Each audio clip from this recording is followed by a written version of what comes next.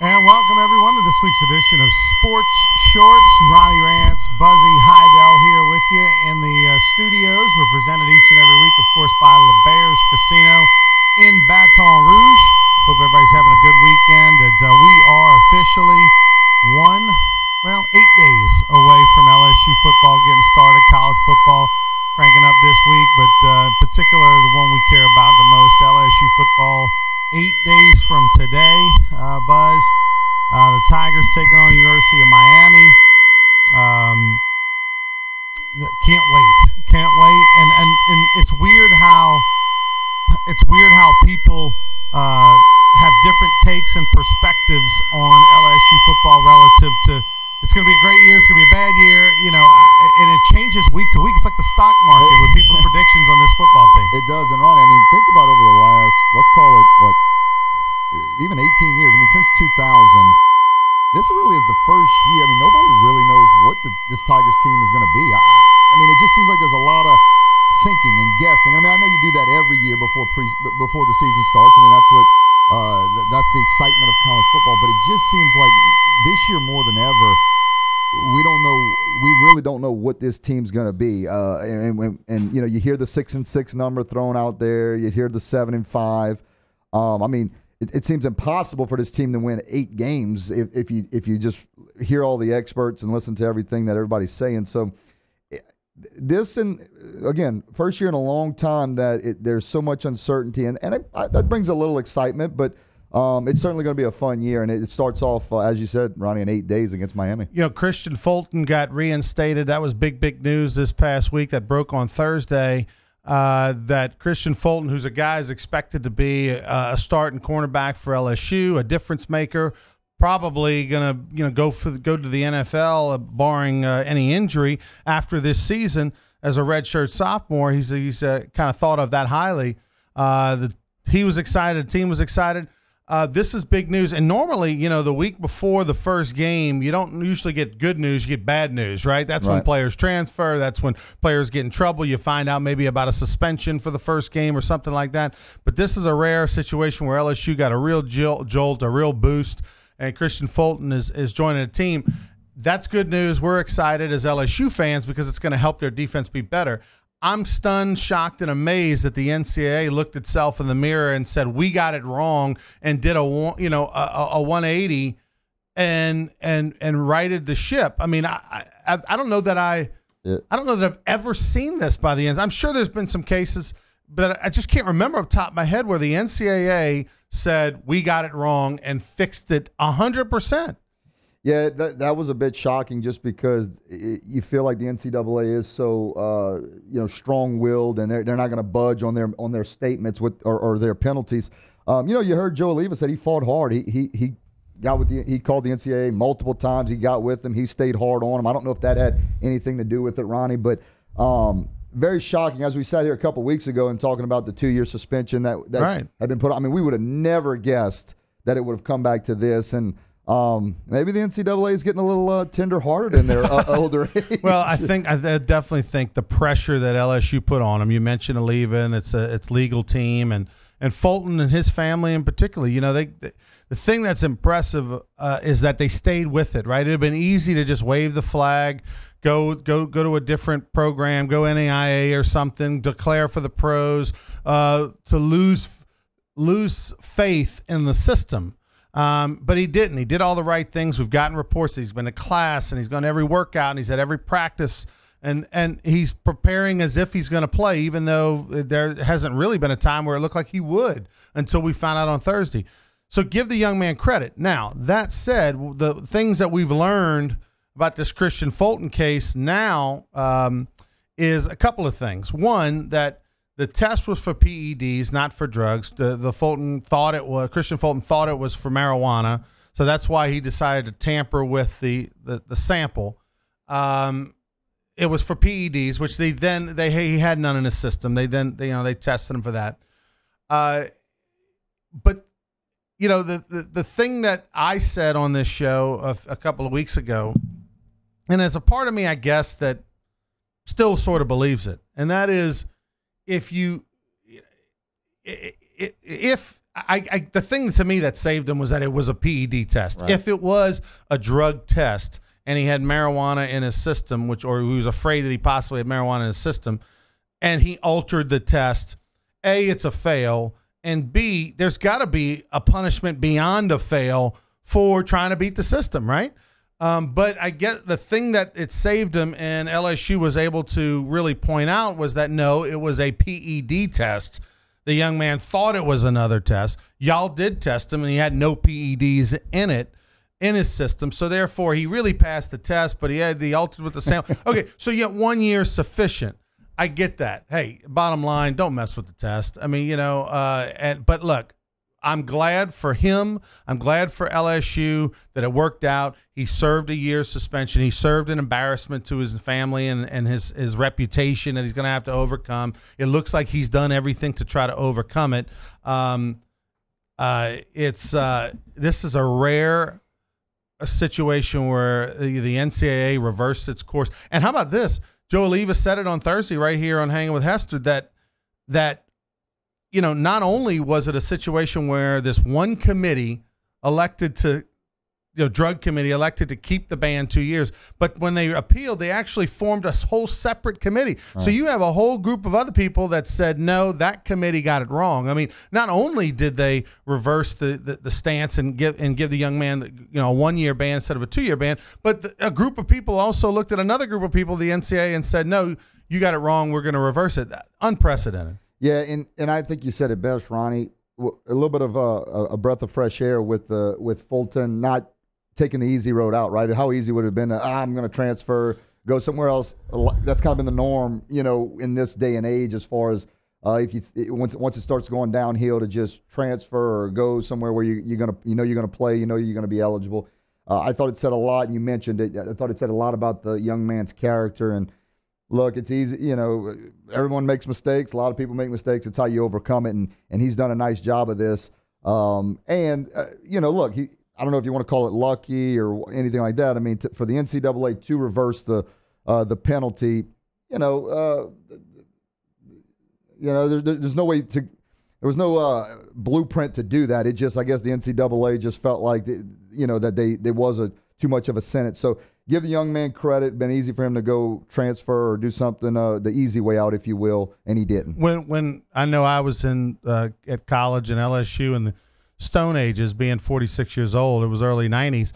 When you were there, just 10 years ago, when they did the drug testing, did they put with us? They put a card in our locker. We came off the field, for practice. Say you come off at 6 o'clock. There would be a card in your locker saying, hey, drug testing is tomorrow morning between 6 and 8 a.m. You got to show up over at the football stadium, and drug tested. So you had maybe 12 hours notice, basically. Was that the same way they did it with you guys? It was, and the NCAA did it differently. Once the postseason got here, they pulled you straight off after you finished the game and went in. But yeah, it was. I don't necessarily know if it was a card or if it was just a trainer that said, okay, after the team huddle, Buzzy Heidel, this one, that one, and he named 10 guys, and you have a drug test, get there at 6 a.m. tomorrow morning. That's kind of how it went. Right after practice, and it was the next morning. So maybe not even 12 hours sometimes. Yeah.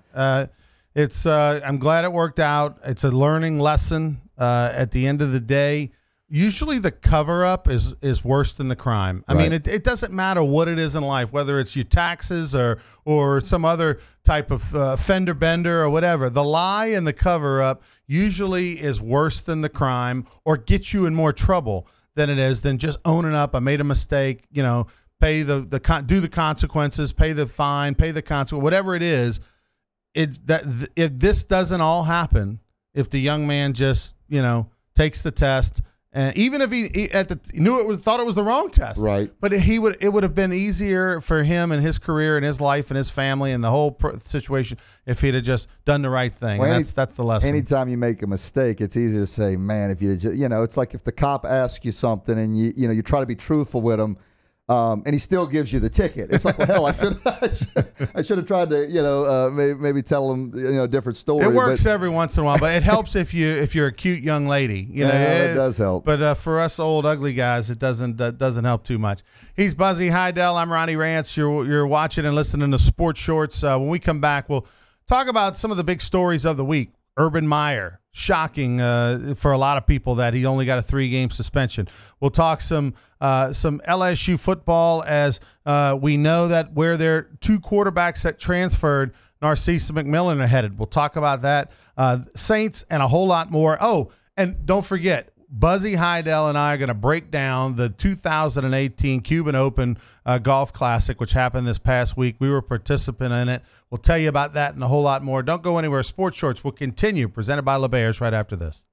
If you have a Lowe's Advantage card, you can get an extra 5% off every day on items big or small. So you can save an extra 5% on a new coat of paint, updating appliances, replacing the flooring, and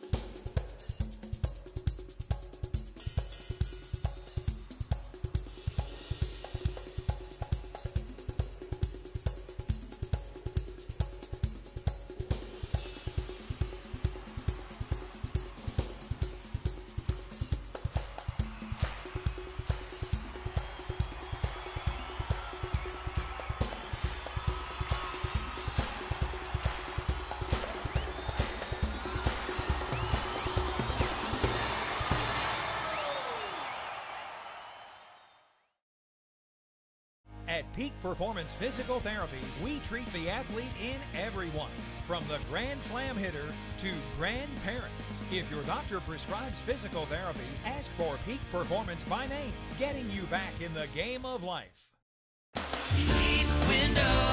Does the new year mean new windows, hardy plank, or vinyl siding? Then you need to call Relief Windows for award-winning customer service and years of experience. Looking for quality replacement windows with lifetime warranties? Trust Relief Windows. Call us or come walk through our showroom and get a free consultation with one of our many window experts. Relief Windows is a proud partner of LSU Athletics. Come see us today or call 288-8138. 288-8138.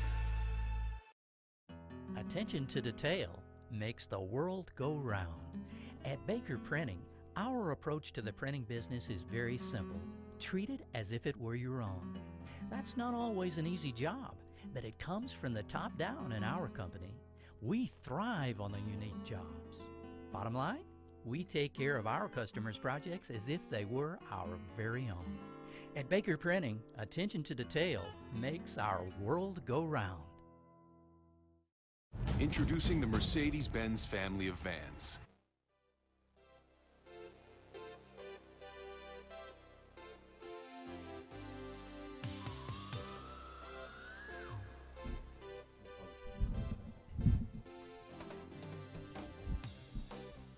Hey, welcome back, everybody, to Sports Shorts. Ronnie Rance, Buzzy Heidel, 2009 LSU Baseball National Champion. We've been waiting the last couple weeks to kind of see where this Urban Meyer story, Buzz, was going to go. Most people expected it was going to cost him his job at Ohio State when he lied that he had out, that he knew about Zach Smith, his assistant coach's issues, domestic violence accusations. He denied that he was aware of it back in the day, and we know that not to be true. We know that to be a lie. There's some Title IX rules and regulations that are in place for university employees, not only for him, but for his wife, who was a nurse. They both were aware of what was going on. Neither one of them reported it, which you have to do. On and on and on.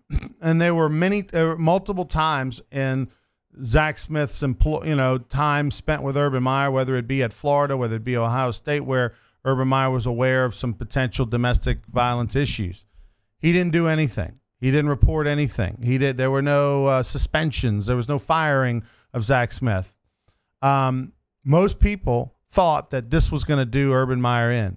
And outside of Buckeye Nation, most people are appalled by the fact that all he got was a 3-game suspension, basically a reprimand, and that's it. And it sends a bad message to the rest of the country. It sends a message that Ohio State, who's having some other issues with their diving coach, their wrestling coach, they're having some other, seedy issues with some other faculty members, that Ohio State's saying, hey, athletics and football is way more important than any doing the right thing, or way more important than domestic violence. What did Jim Tressel get fired for? Had some players that had received some free tattoos, and it looks so petty basically now. Well, I was going to say what Jim Tressel was let go for versus what Urban Meyer is facing. But there were some benefits that the players received, in the form of free tattoos and other little things. Yeah, and it just goes to show you. I mean, if you're Urban Meyer. Again, if something happened with a Nick Saban, I mean, it just seems like you just get your hand slapped because of what the pedigree you have and what you're known for, and being a great football coach. And so this does not look well on Ohio State. And you said it best, Ronnie. I mean, you've made this comment multiple times. The cover up is worse than the actual crime. And they're trying to come out and say Urban Meyer is on medicine for forgetfulness and all this type of stuff. I mean, come on, Ronnie. I mean, this is just. It's unbelievable that they would that's the route they're going to go, and just take it like a man. Admit that you were wrong, admit that you didn't disclose information when you had it, and move on with it. But they're just not doing that, and you're right. It just looks so bad on this university, and it looks bad for college football. Okay, a couple things. One. The investigation happened at Ohio State. They released, I think, a 24-page report. Okay. In there was the whole, Urban Meyer's taking some medication. He's had some forgetfulness issues. All right. If the Ohio State University is going to accept that as an excuse, then every college coach out there is going to get that same script. And whether they use the medicine or not, give me the script, doc. Right. Yep. I want the Urban Meyer juice. And because that's my get out of jail free card. Hey, here's I've got the forgetful medicine, I forgot, that is the biggest crock of what I've ever heard in my life. And it just goes to show you the length that Ohio State will go to just keep their football coach. They are that you can just claim forgetfulness, because every day you forget something. You get it. No, every day you get information about one of your assistant coaches beating his wife. I mean, that's something that's just so common, that you can forget it. It's just like, go pick up the dry cleaning. I forgot. Right. No. I'd be willing to bet that in Urban Meyer's tenure as a head football coach at Utah, Bowling Green, Florida, Ohio State, that he's had maybe 2 instances of an assistant coach with any kind of domestic violence type situation that he was aware of. Maybe only one. So I don't see how, no matter what kind of meds you're on, that you can forget that. So that's a crock. The other thing was, there was a 14-hour meeting, 16-hour meeting, whatever it was, super long meeting, where the board was trying to decide what to do with Urban Meyer, and they came out with a 3-game suspension. When he came out after that long meeting and he had to read that prepared statement, what was that, I think Wednesday, whatever it was, that was the worst acting job in the history of acting. Like, if I was a board member after watching that press conference from Urban Meyer, he looked like a 7-year-old kid that had hit his little brother and had to apologize to him. And it was like, I'm sorry. It's like, no, be nice to little Johnny now. Say, I'm sorry, and he just can't, right? That's what Urban Meyer was, reading that prepared statement, which he had nothing to do with. He looked like he was reading for the first time in front of the media. It almost looked like he read it bad on purpose, like just to let you know, I did not write this. Didn't have a tear, wasn't remorseful. Wasn't sincere, wasn't believable, didn't say anything about Courtney Smith, even when asked directly. The alleged victim in this situation didn't have, and then came out like yesterday with a release, with a release that, again, he doesn't have to read. It's just some lawyer typed up a release, and he sent it out on Twitter and through email, apologizing directly to Courtney Smith. I mean, this is just a guy who forgets. He's full of crap, because he and his wife and the kumbaya, and they're, we're one and the same, and, we're doing the right thing, and Christian man and all that. Cover up, not sincere, forgetful, liar. I mean, like, I'm over Urban Meyer. The only people that are Urban Meyer fans at this point are some hardcore Ohio State fans. Well, I'll tell you this. I thought I was over him, and this is really not in the two categories. I mean, you're talking about something way bigger than football, so I'm not going to try to put that in the same category. But I was over him when it looked like the going got tough a little bit at Florida, and he just packed it up and left. And then, I forget the whole details. I know he said he had health issues and all that, and if that was true, we don't know what to believe now, if that was even true. But I was over him then because it just seemed like, I don't have Tebow, I don't have my guys to win right now. I'm just going to pack it in and maybe give some BS about having some health issues. You can't believe this guy anymore. But and I'm definitely over him now.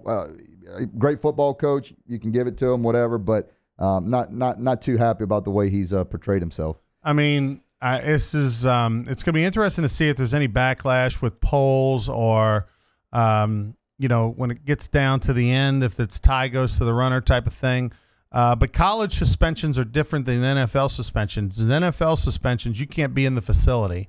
College suspensions, he just can't be on the sideline. So, he'll be in a press box. He won't be on a headset. He can't be in communication. But, I don't know if he'll go to the game, sit in the suite, or if he'll just watch from home on the TV. But he'll be around the program. And they've got TCU as one of the 3 games that they play non-conference. Obviously, that's a pretty good non-conference game, but the other 2 are cupcakes.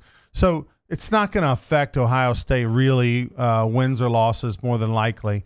And if the TCU, I'm curious to see what kind of distraction there possibly is. But whenever the media gets allowed to talk to some of the transfers that have come out of Ohio State, it'll be curious to see what their opinions are about Urban Meyer. But anyway, I need that forgetfulness juice, Buzz, because I forget already. I was going to say, I have too much forgetfulness already without the medicine. I can't imagine what it would be like with the meds. No, it'd be a great. You do. I mean, we forgot that we had the shoes in Florida in your bag. You're trying to say they were in the van or you left them at the court. They were literally in your bag. The keys. I mean, you got stranded at the airport for another 45 minutes. No, it probably was only about a 25 minute delay. Okay. Yeah. I'm just saying before we were panicking though. So look, we'll take a break. When we come back, we'll tell you about the 2018 Cuban Open, which Buzzy and I were a part of down in Miami at Trump Doral a few days ago. Blair Barbier, Doug Thompson, my brother Gus Rance were a part of it. We represented Team Louisiana against Team Florida / International. And Louis Garcia, former LSU baseball player, was the host of the event, along with some of his friends down in Florida.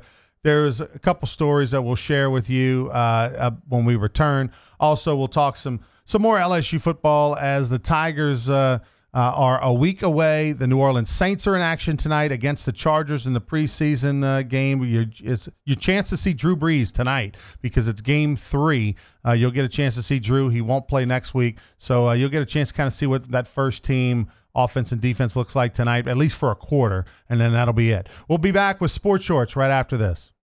At Peak Performance Physical Therapy, we treat the athlete in everyone, from the three-point shooter to the three-piece suit. If your doctor prescribes physical therapy, ask for Peak Performance by name, getting you back in the game of life.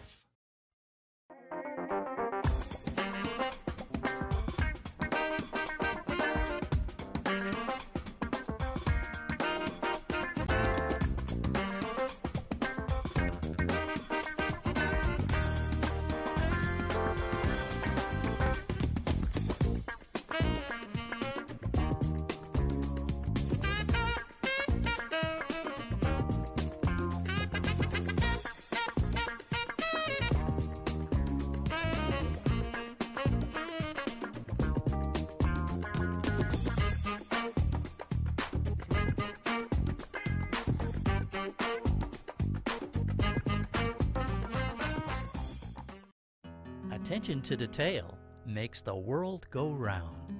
At Baker Printing, our approach to the printing business is very simple. Treat it as if it were your own. That's not always an easy job, but it comes from the top down in our company. We thrive on the unique jobs.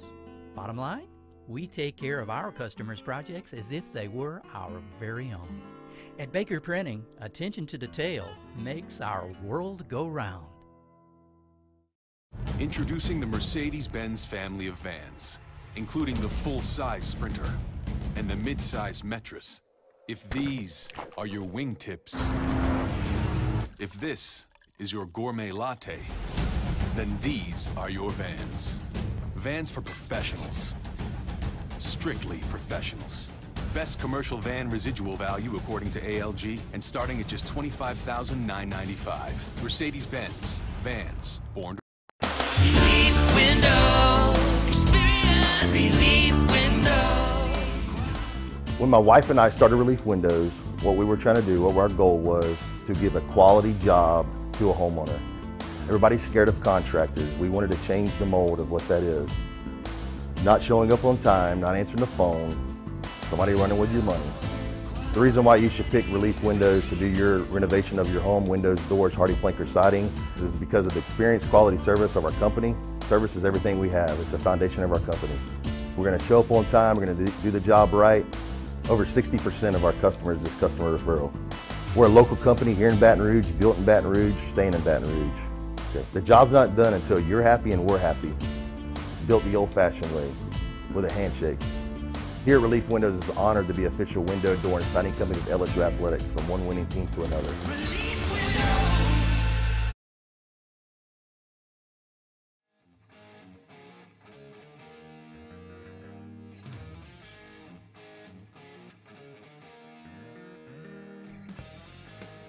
Welcome back, everybody. Ronnie Rance, Buzzy Heidel here with you, presented by LeBear's Casino in Baton Rouge. Lot going on over at LeBear's Casino. All you got to do is download the LeBear's Baton Rouge app on your smartphone or device.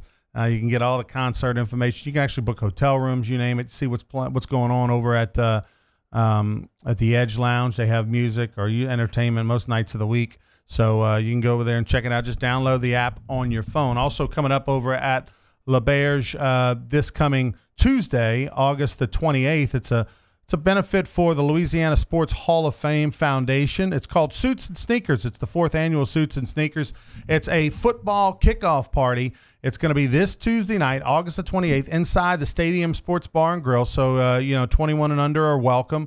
We're going to have LSU All-American, 3-time Super Bowl champion Kevin Falk there. Matt Flynn, Jacob Hester will be hanging with Hester, also joining us on stage after. We're going to have Dale Weiner and Neil Weiner, talk some high school football with the father-son duo, state championship coach Dale Weiner from Catholic High, and of course, Neil Weiner over there with the #1 recruit in the country over at Dunham. We're also going to have Mike Detillier is going to be joining us down there, talk some Saints with some former players. So we're going to have a lot of Hall of Famers there as well. So that's going to be a fun event. Tickets are only $50. That includes all you can eat and drink. We encourage you to wear some tennis shoes and a sport coat or something, but you can come however you like. But there'll be some folks in suits and sneakers. That is this Tuesday, August the 28th. The doors open at 7 o'clock. Tables are available, and doors would open at 6 for that. But join us. Go to lasportshall.com if you want to buy tickets. Go to lasportshall.com, click on events, and we hope to see you there Tuesday night. The proceeds benefit the Louisiana Sports Hall of Fame Foundation. All right, so football season 8 days away for LSU football to get things started against the University of Miami. It's going to be a home game up in Dallas. But you and I were in Miami a few days ago with Doug Thompson, Blair Barbier, my brother Gus Rance, representing Team Louisiana, a little put-together golf team. We went over to Trump Doral, which was a great venue. One thing I learned, Buzz, about watching you play golf over in Miami is that Florida's a little tough on the Buzz's game. I mean, you're over here, you're shooting in the 70s consistently, an occasional 80s, but over down there, it's a little different. Yeah, no, it's I told you this, Ronnie. First off, the game didn't travel well to Miami. Okay, the lunch, the seafood lunch at Garcia's maybe didn't sit well for the afternoon round that evening, and then the cocktails at night didn't transfer very well to hydration the next morning. But there's certainly something to be said about knowing a course, playing a course a lot, knowing greens, knowing where to hit the ball, knowing where a good miss is, where your bailout is, where your bailout isn't. And of course, you got that down here in Louisiana. You go play the U Club, which is a very tough golf course over there in Baton Rouge. But it's tough around the greens and on the green, not so much the fairway and all that stuff. And I struggled a little bit with my drive, getting off the tee. I mean, not literally getting off the tee. I mean, I got off the tee, just going a little right and left. And so that doesn't play well in Florida because there's water, as I told Doug Thompson. There's water in the parking lot at those Florida courses. And water, sand, and out of bounds are a combination of the three are rough. Just not good. But I got it together the last couple rounds. Was able to shoot in the low 80s a couple rounds, which was a lot better than some of the rounds out there. As I got in the 90s a couple times, which isn't like me over there, or isn't like me normally, but over there it did. So great time. We played hard. We fought hard. I mean, I don't know if we're giving away anything yet, Victor. I'm going to let you get into that, but definitely a different game when you go to Florida. And you got to understand that, and you just got to try to stay away from the big number. And boy, that was tough when you're playing the real rules of golf, Coach. Yeah, and real rules are, it's tough when it was a heated discussion and debate the whole time. Congratulations to two things. One, Team Louisiana waxed. Yeah, it was bad. Team Florida. So even on their home course with, and in their backyard and courses that they play often, Team Louisiana waxed them, was the better team. With really our and not playing our best. Yeah, right? our B minus games, maybe? Our A and B player going on paper going in, you and Doug didn't play your best. So congratulations, Team Louisiana. There was a lot of problems. I think the team cohesiveness with Louisiana overcame some things. Certainly. Team International very fractured. And then congratulations to Gus Rance, who won the individual overall title. Hadn't played a lot of golf last couple of years, been busy with things. But he put it together for a couple of rounds and had and took advantage of the rules and wound up winning the championship. So congratulations to my brother over in Lafayette who plays over at Oakbourne. I think that course probably got him a little more prepared because it's tight and narrow over there. So anyway, both trophies came back to Louisiana. It'll be next year. We'll have Team Miami, Florida / International. Here to Louisiana to compete for the trophy back, but fun had by all. And I will say this, not without controversy. Oh, a tremendous controversy at every turn. It was a constant bickering. But I've got to work on some things, Buzz. I mean, the game is just maddening. And I'll say, I respect anybody who's got a consistently good golf game because I thought a couple of weeks ago, Buzz, that I was figuring some things out in this game. I thought on Sunday I went 46-46 at the beach, Miami Beach Golf Course. Thought I was figuring some things out. It's not a super difficult golf course, and 92 for some people you listening might go, that's terrible. For me, that's good.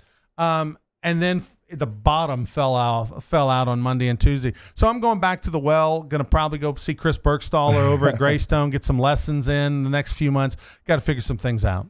Well, you thought you had it too because you got back from the old course. You made the Scotland trip. You had some good rounds there, if I remember correctly. Good rounds. You shot like 89. Shot an 89 over the old course. Now the fairways are like 300 yards wide, and I mean that helps you. But, yes. You can close your eyes as long as you hit it left on the front nine. You're good. And again, that's the difference with Trump around some of these Florida courses. I mean, it is literally tight, and you've got to hit a straight ball. And straight ball and does not go together, but. We've got to work on something. Berkstaller should be the phone call after we leave the radio show. He texted me, by the way, and I told him we were at Doral. I don't think he knew I was with you, and he said, "How many balls would Rance lose there?" I said, "Oh no, I know exactly how many because I played with him yesterday. It was 37 or whatever." So Berkstaller knows you struggled and he's waiting for the phone call. We played 5 rounds when we were over there, and I believe I brought it 40 balls. Okay. I know it was at least 3 dozen that I brought, and I lost them all. Well, I was going to say at least 3 dozen balls in 5 rounds I lost. So for me, I went to Miami with our travel golf bag, and I'm over the 50-pound weight limit on my golf bag. I'm like, shoot, I didn't realize. I forgot. Should have weighed it. Didn't. Everything was in there over $50. Had to pay the extra. Coming back with all the golf balls I lost, clear way under. Way under. Everything's still in there, the same Same amount of thing. stuff, way under. So that'll tell you how many golf balls I lost. All right, let's go from the amateur side to the PGA side here. Bruce Koepka, okay, is in the news. Brooks Koepka, I'm sorry. He's in a share of the lead at the Northern Trust, tournament. Okay, that's not the story. It's the fact that where did Koepka come from? I mean, like now he's like the greatest golfer on the planet.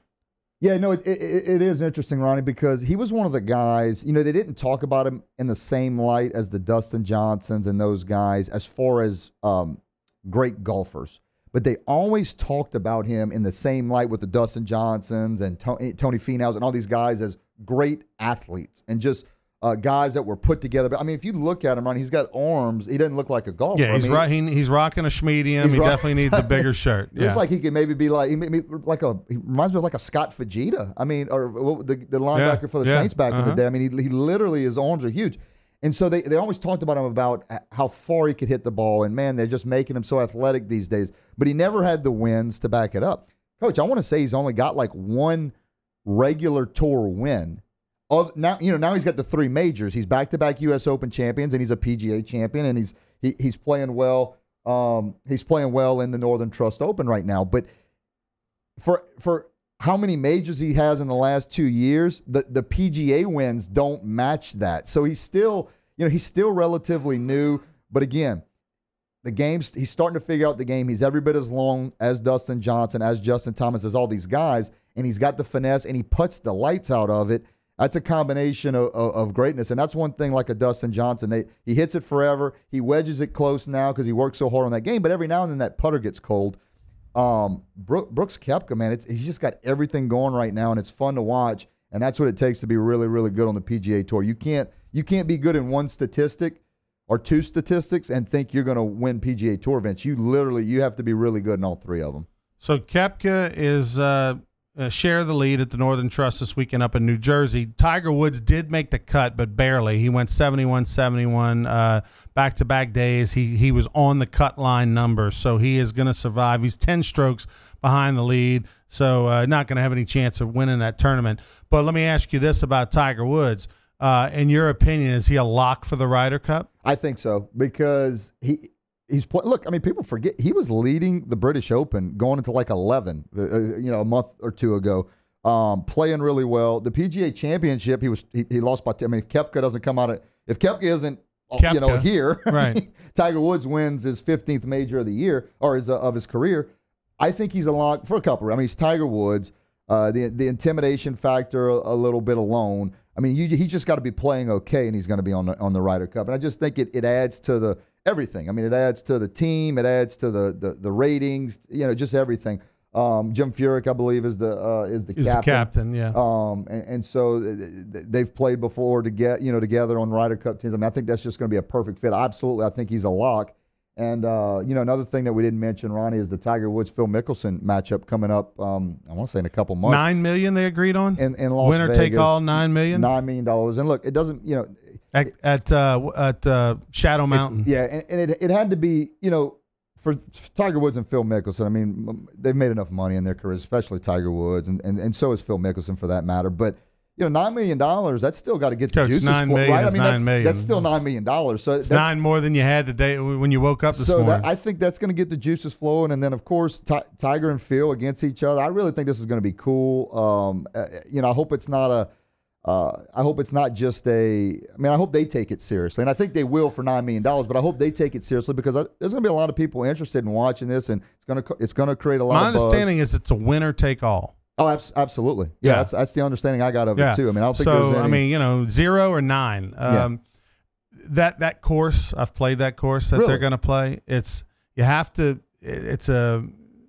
a Caesars? No, Caesars is Cascada. It's a MGM course. You have to get approval to go play it. It's a private course owned by MGM. You can't drive up through the gates. They bring you in a limo from the casino. And I think if you pay for a round, it's $500. But I mean, obviously, most of the people that are playing there are comped. But Steve Wynn built the. Yeah. It's an old pig farm that's on the outskirts of Vegas, and he took this. They have all the before and after pictures. It's amazing. I mean, it literally was just desert pig farm, and they turned it into a North Carolina type golf course in the middle of the desert. You know, I mean, with rivers and lakes and streams and pine trees, and I mean, it's amazing. It's absolutely amazing. It was back when Steve Wynn was rolling and just throwing it. There's 2 houses on the course. He used to live in one, and I forget who lived in the other. Everything about it. It's just, I mean, it's literally the greatest golfing experience I think I've ever been a part of in my life. I read something, Ronnie, and I don't know how that it's a pay-per-view event. Oh, they're going pay-per-view on this? It's got the it's got the Mayweather McGregor feel to it a little bit. And so I thought that I read that somewhere that they're going to go to the pay-per-view event, which, I mean, you know, I got to buy it, right? I mean, I got to buy the event. Oh, you're event. definitely buying it. Monday Night Golf is what they're going to go with. Let me ask you this: how much are you willing to pay? Because I know you're very cheap, Buzz, and there's a number. I think 100's the number, Coach. 100. I mean, so 100. That's what it was. That's what the McGregor Mayweather fight was. I mean, I think $100 has to be. Okay, let me give you the info. Yeah, $9 million purse. CNN Turner will broadcast the event via its new B/R live streaming platform on a pay-per-view basis. The company confirmed in a press release. Let's see if they have a number. I'm trying to see if there's a price on here. Blah, blah, blah, blah, blah. No, at this time, it's not showing me a price. So, yeah, it's going to be a new platform through Turner, a streaming platform on, you know, through your computer or your phone or whatever. I'm curious to see what that price is. I mean, wouldn't you think a Mayweather-McGregor a fight would be more expensive than this? Yes. Right. Yeah, because this is a first-time event. It's never been done before. What's that bar? What's the number? I think a $19.99 is probably where this thing's going to come in. Well, and I feel like a lot of people who don't even like boxing maybe got it for the party and all that. But I mean, like, if you're not a golfing fan, you're not going to buy this. Well, here's the thing: that this event is being played at an MGM golf course in the back of in Vegas, the Casino World. So what's going to happen is that the people that help put this event on are bringing in some big old players, bringing in some big players, some whales. You're going to have access to walk the course, to watch them. It's not, I don't know if they're going to. I'm not sure if they're opening it to the public or not, but there's going to be so many VIP opportunities for big gamblers and big whale type players from all over the world to come in to be around Phil and Tiger and watch this up close and personal. Maybe there's a cocktail party the night before for an hour, whatever. That's what's going to really pay for this event, and help pay that $9 million as those people playing blackjack. He's Buzzy Heidel. I'm Ronnie Rance. You're watching Sports Shorts and listening to Sports Shorts. We're presented by LeBaer's Casino in Baton Rouge. Some interesting story over with the Southern University Band. I'll tell you about that when we return. We got football coming up tonight. Saints and San Diego Chargers. We'll talk a little Saints with Buzz when we come back, as we'll get a chance to see the first team offense and defense tonight. That'll be exciting. Sports Shorts, don't go anywhere. We'll be back right after this.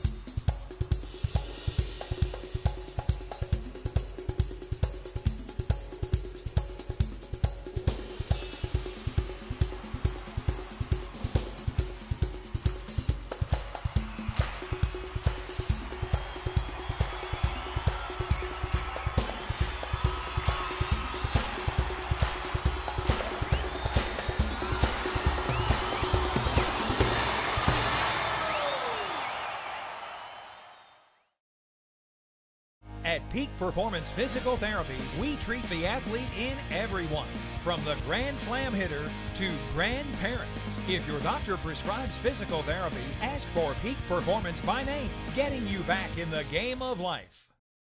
Relief Windows. Does the new year mean new windows, hardy plank, or vinyl siding? Then you need to call Relief Windows for award-winning customer service and years of experience. Looking for quality replacement windows with lifetime warranties? Trust Relief Windows. Call us or come walk through our showroom and get a free consultation with one of our many window experts. Relief Windows is a proud partner of LSU Athletics. Come see us today or call 288-8138. 288-8138.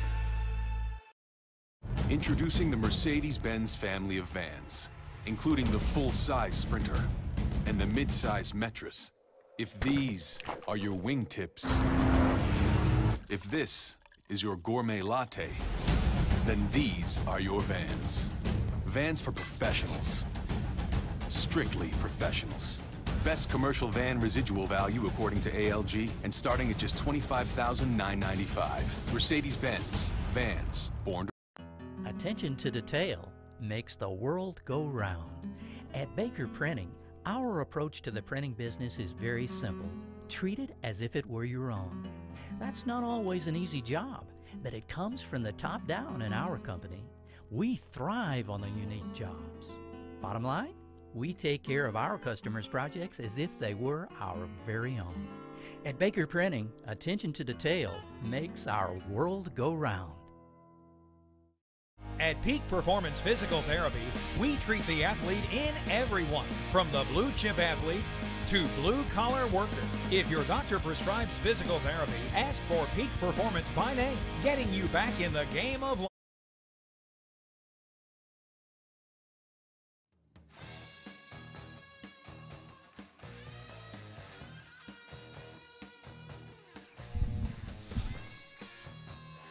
Welcome back, everybody.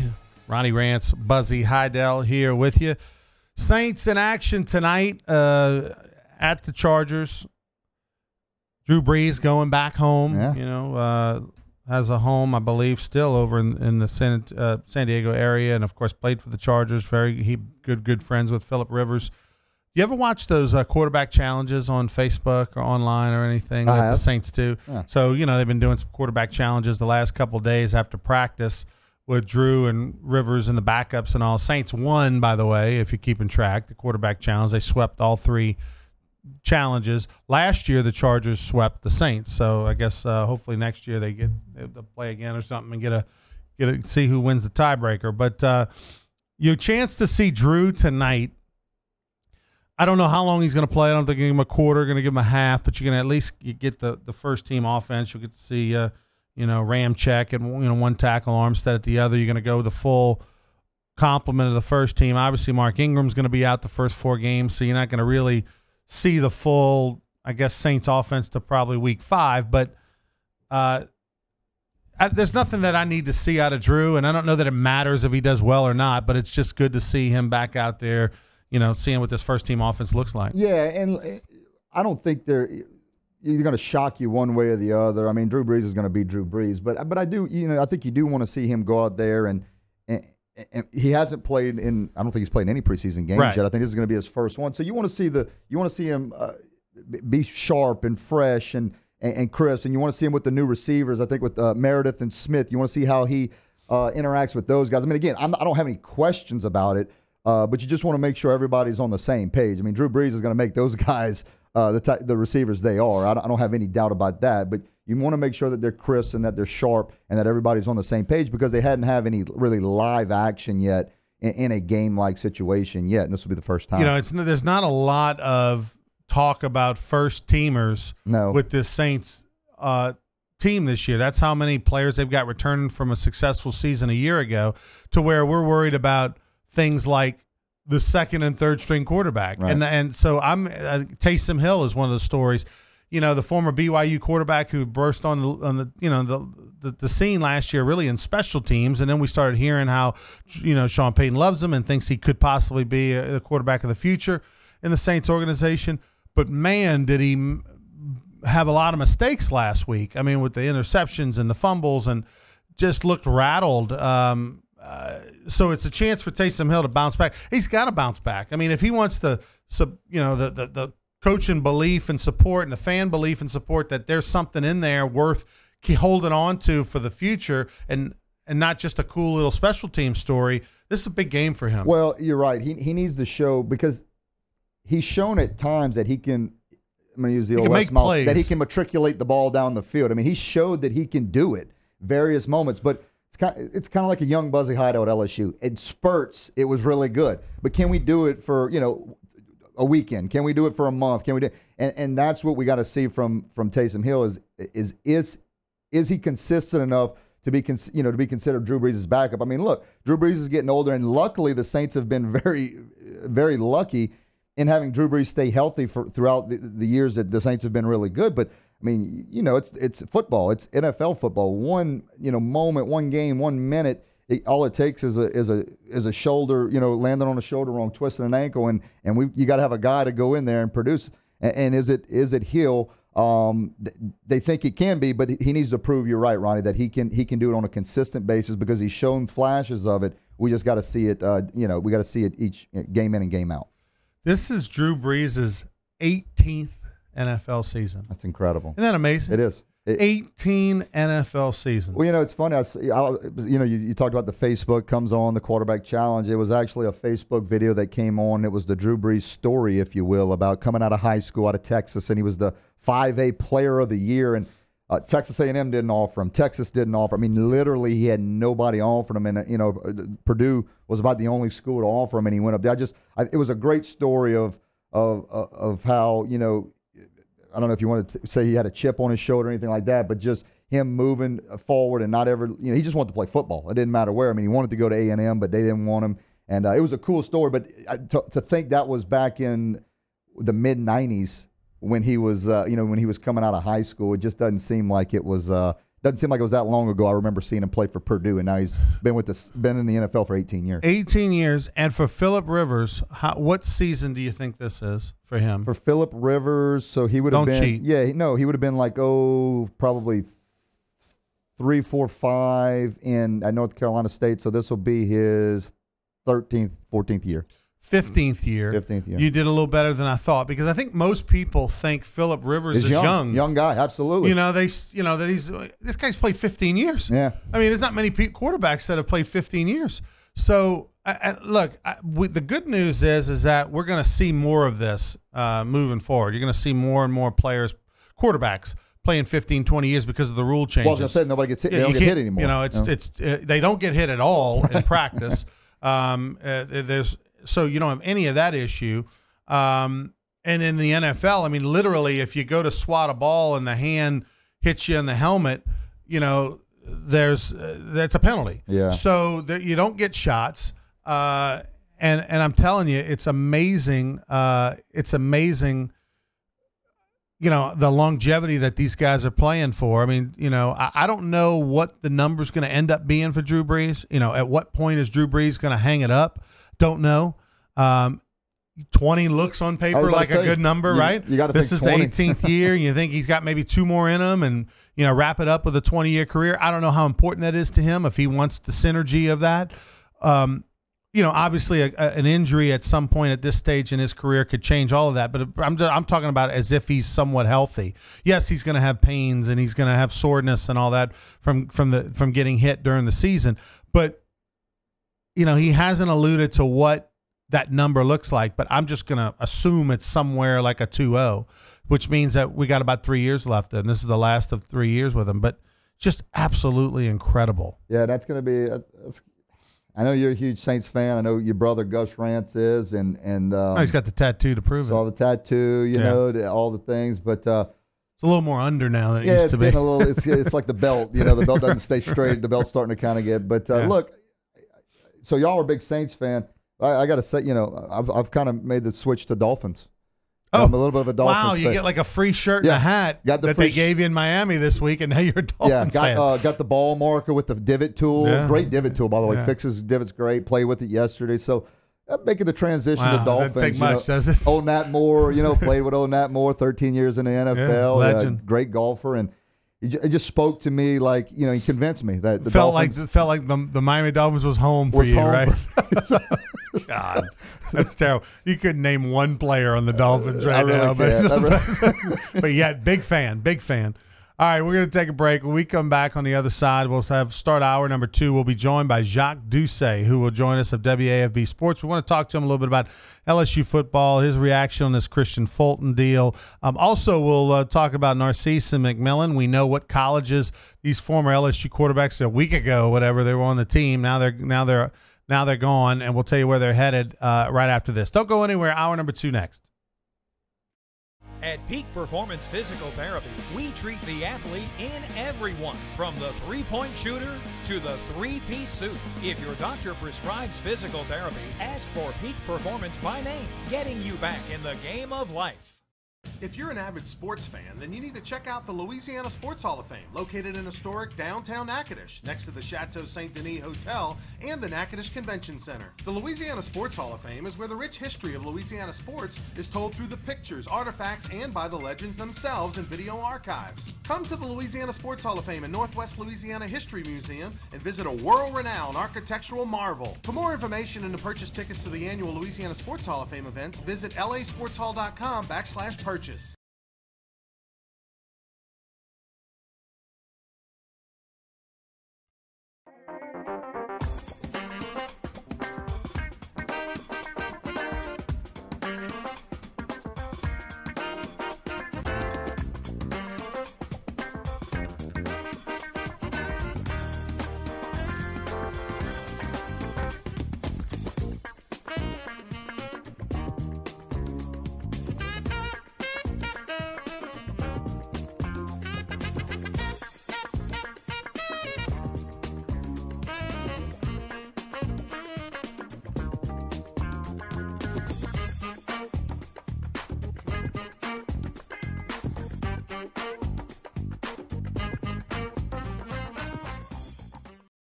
Attention to detail makes the world go round.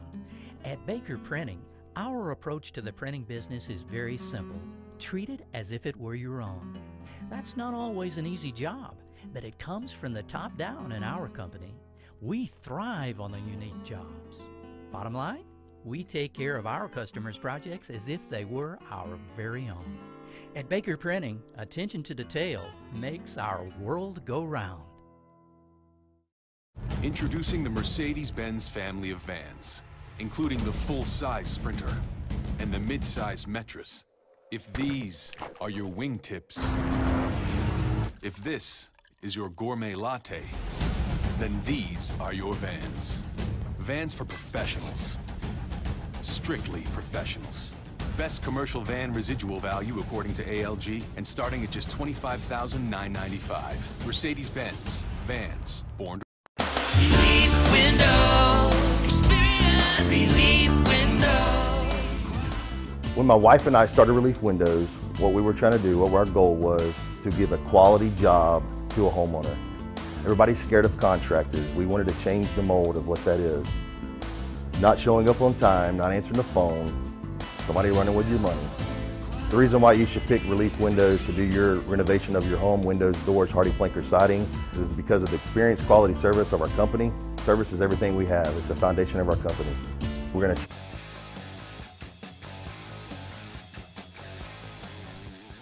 Welcome back, everybody, to Sports Shorts. Welcome back. Ronnie Rance, Buzzy Heidel with you as we'll talk a little Saints, LSU. We've got some other stories in the world of sports we'll get to. But right now, we bring in Jacques Doucet of WAFB Sports, big friend of the show. Jacques, how are you? Good Saturday to you. Ronnie, Buzzy, how you guys doing today? Doing well, Jacques. Good to hear from you, bud. Fantastic. Thanks for joining us.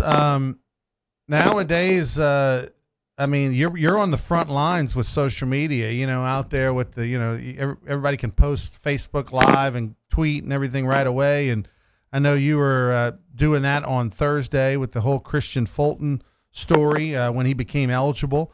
I was trying to think back, and maybe you have a better recollection.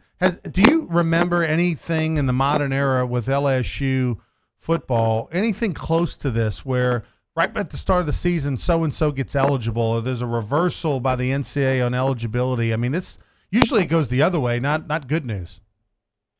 Yeah, I was listening to you guys earlier, and typically when the NCAA makes up their mind, they've made up their mind. You know, I mean, the appeal, the this, the that, that's just a formality. It's a little bit like the LHSAA. I mean, typically when they decide that, you know, you're not getting anything overturned. I can remember in the LHSAA a few years back, I think the Livonia baseball case they overturned, and that was a big shocker. Those guys got eligible again, I think, and played in a playoff game. But yeah, typically it does not happen, and it was just kind of so shocking the way that thing led off. I mean, it was a Thursday press conference with Ed Ogeron, you know, a week and a half before the first game, and he steps up, and the first thing he says is, Kristian Fulton is eligible immediately, and everybody's kind of looking around at each other like, whoa, you know, no one saw that coming. So huge news for LSU right off the bat, or you know, to start that press conference, and a big surprise. Coach Ogeron indeed himself said, I was not expecting this. So, you know, after a long month of some bad news and transfers and kind of all that stuff, maybe a little momentum for LSU now as we're heading into game week. What do you know about him? What have you seen about Fulton? I mean, obviously we've heard a lot of great things about him, but what have you seen or know about him?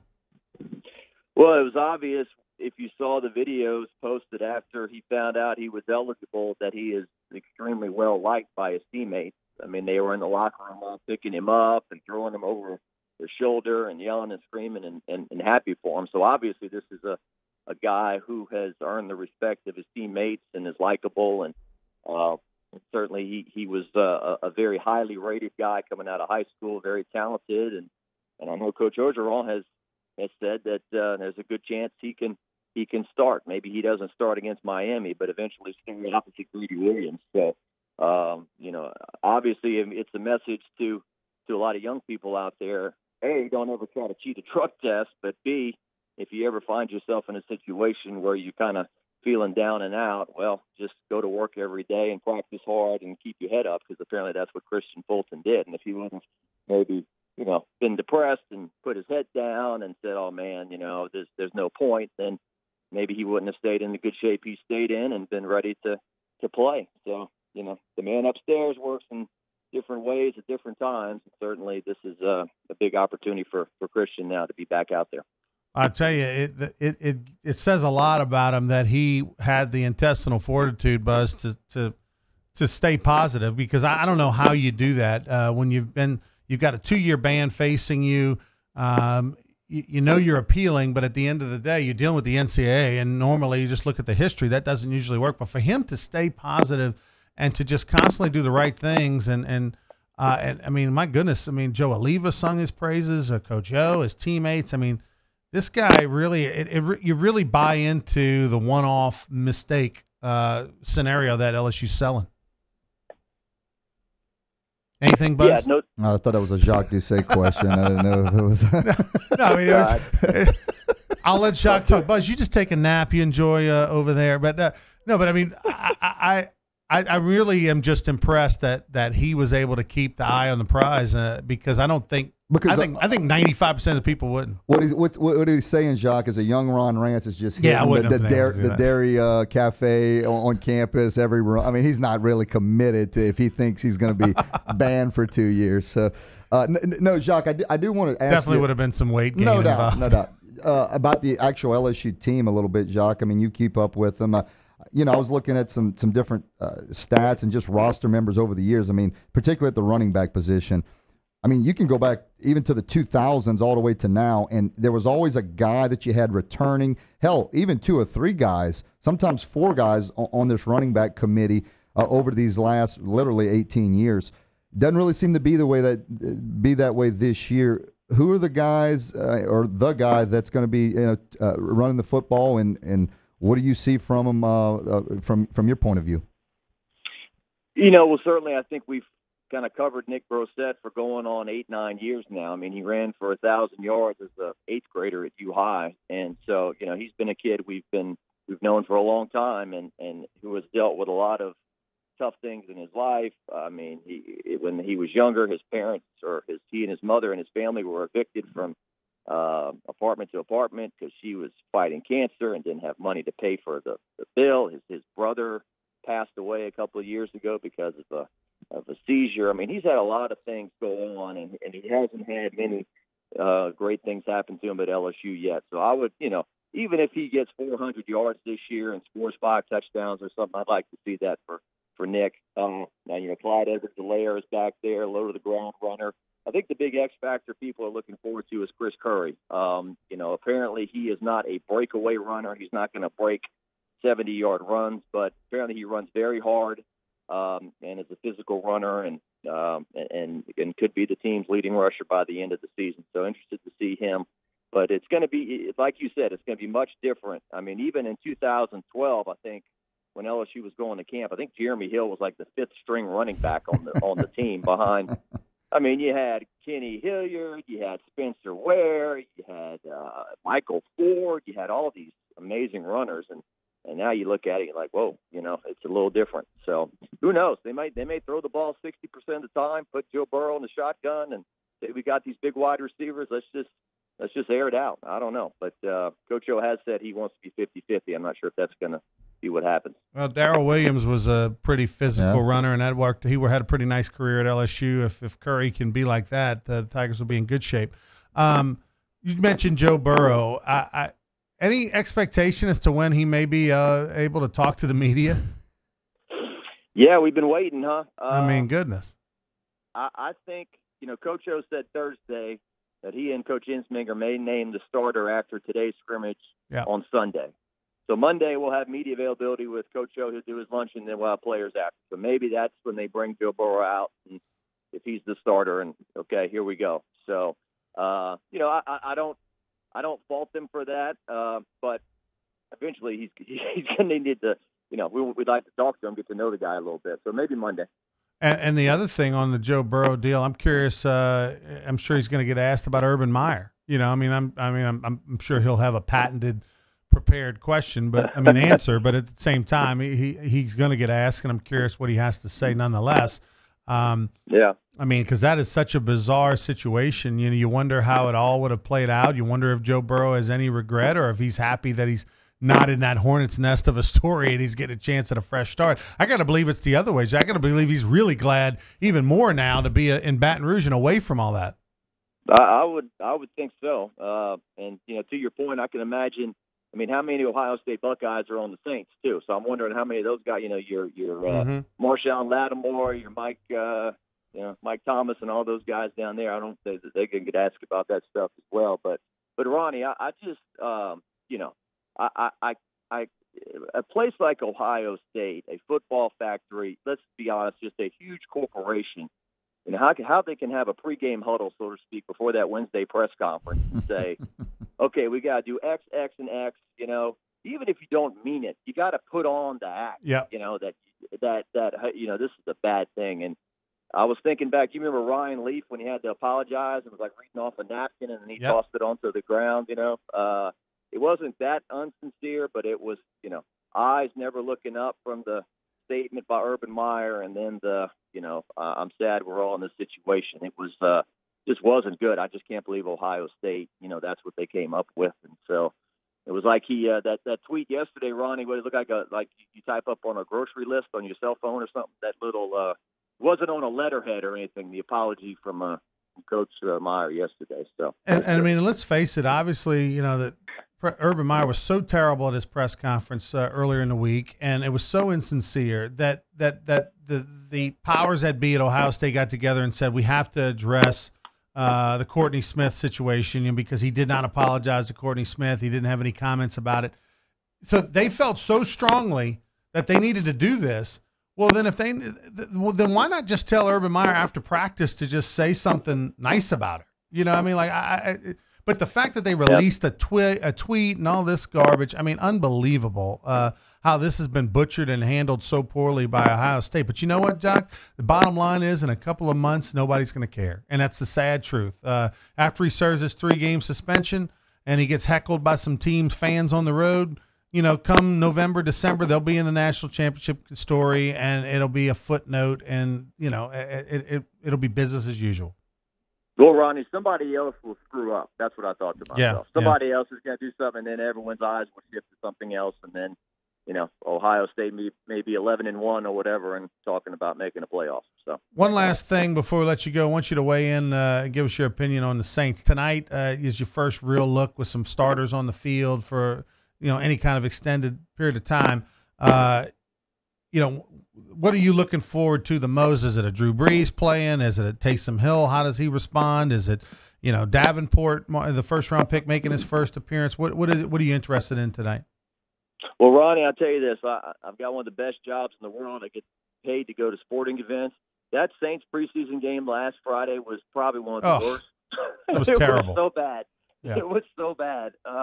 You can't get further away from a product from preseason to regular season football than, you watched that game last week. So, yeah, Taysom Hill knows he was not very good. To his defense, I think the first interception, I think there was a Cameron Meredith maybe dropped it or whatever. So, clean up the turnovers. I always like to see number 9 play.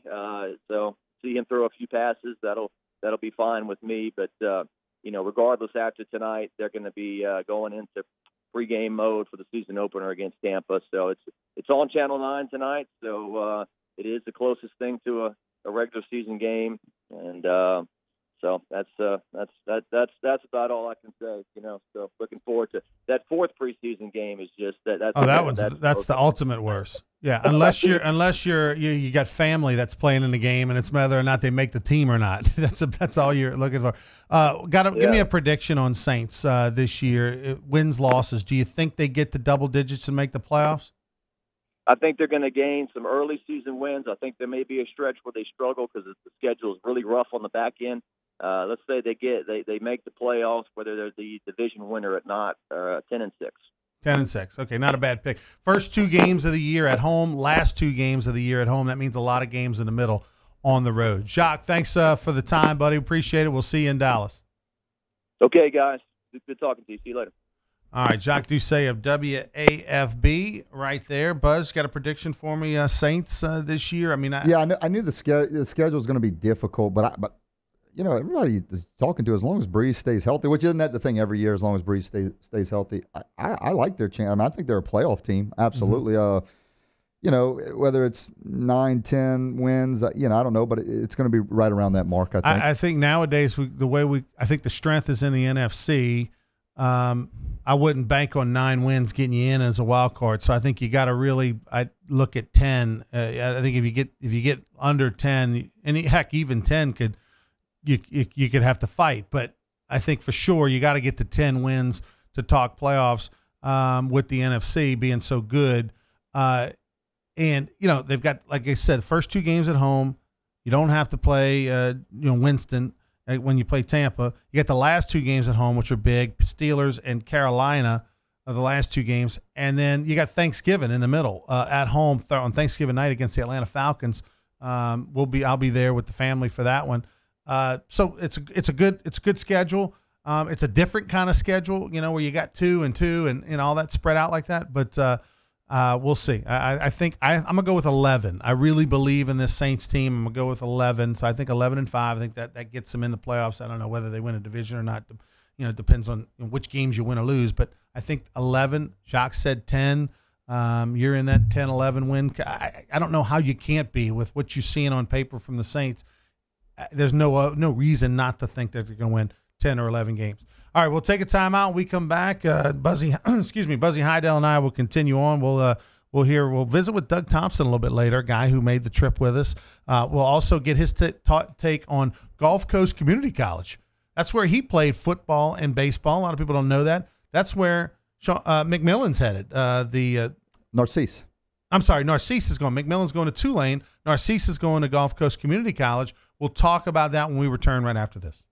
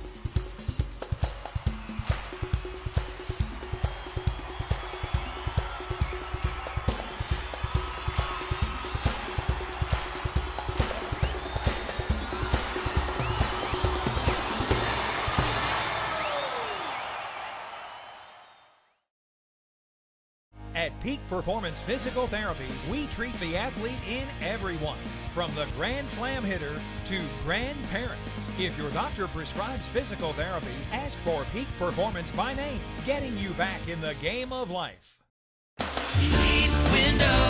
Does the new year mean new windows, hardy plank, or vinyl siding? Then you need to call Relief Windows for award-winning customer service and years of experience. Looking for quality replacement windows with lifetime warranties? Trust Relief Windows. Call us or come walk through our showroom and get a free consultation with one of our many window experts. Relief Windows is a proud partner of LSU Athletics. Come see us today or call 288-8138. 288-8138. Introducing the Mercedes-Benz family of vans, including the full-size Sprinter and the mid-size Metris. If these are your wingtips, if this is your gourmet latte, then these are your vans. Vans for professionals. Strictly professionals. Best commercial van residual value according to ALG, and starting at just $25,995. Mercedes-Benz. Vans. Born to... Attention to detail makes the world go round. At Baker Printing, our approach to the printing business is very simple. Treat it as if it were your own. That's not always an easy job, but it comes from the top down in our company. We thrive on the unique jobs. Bottom line, we take care of our customers' projects as if they were our very own. At Baker Printing, attention to detail makes our world go round. At Peak Performance Physical Therapy, we treat the athlete in everyone, from the blue chip athlete to blue collar worker. If your doctor prescribes physical therapy, ask for Peak Performance by name, getting...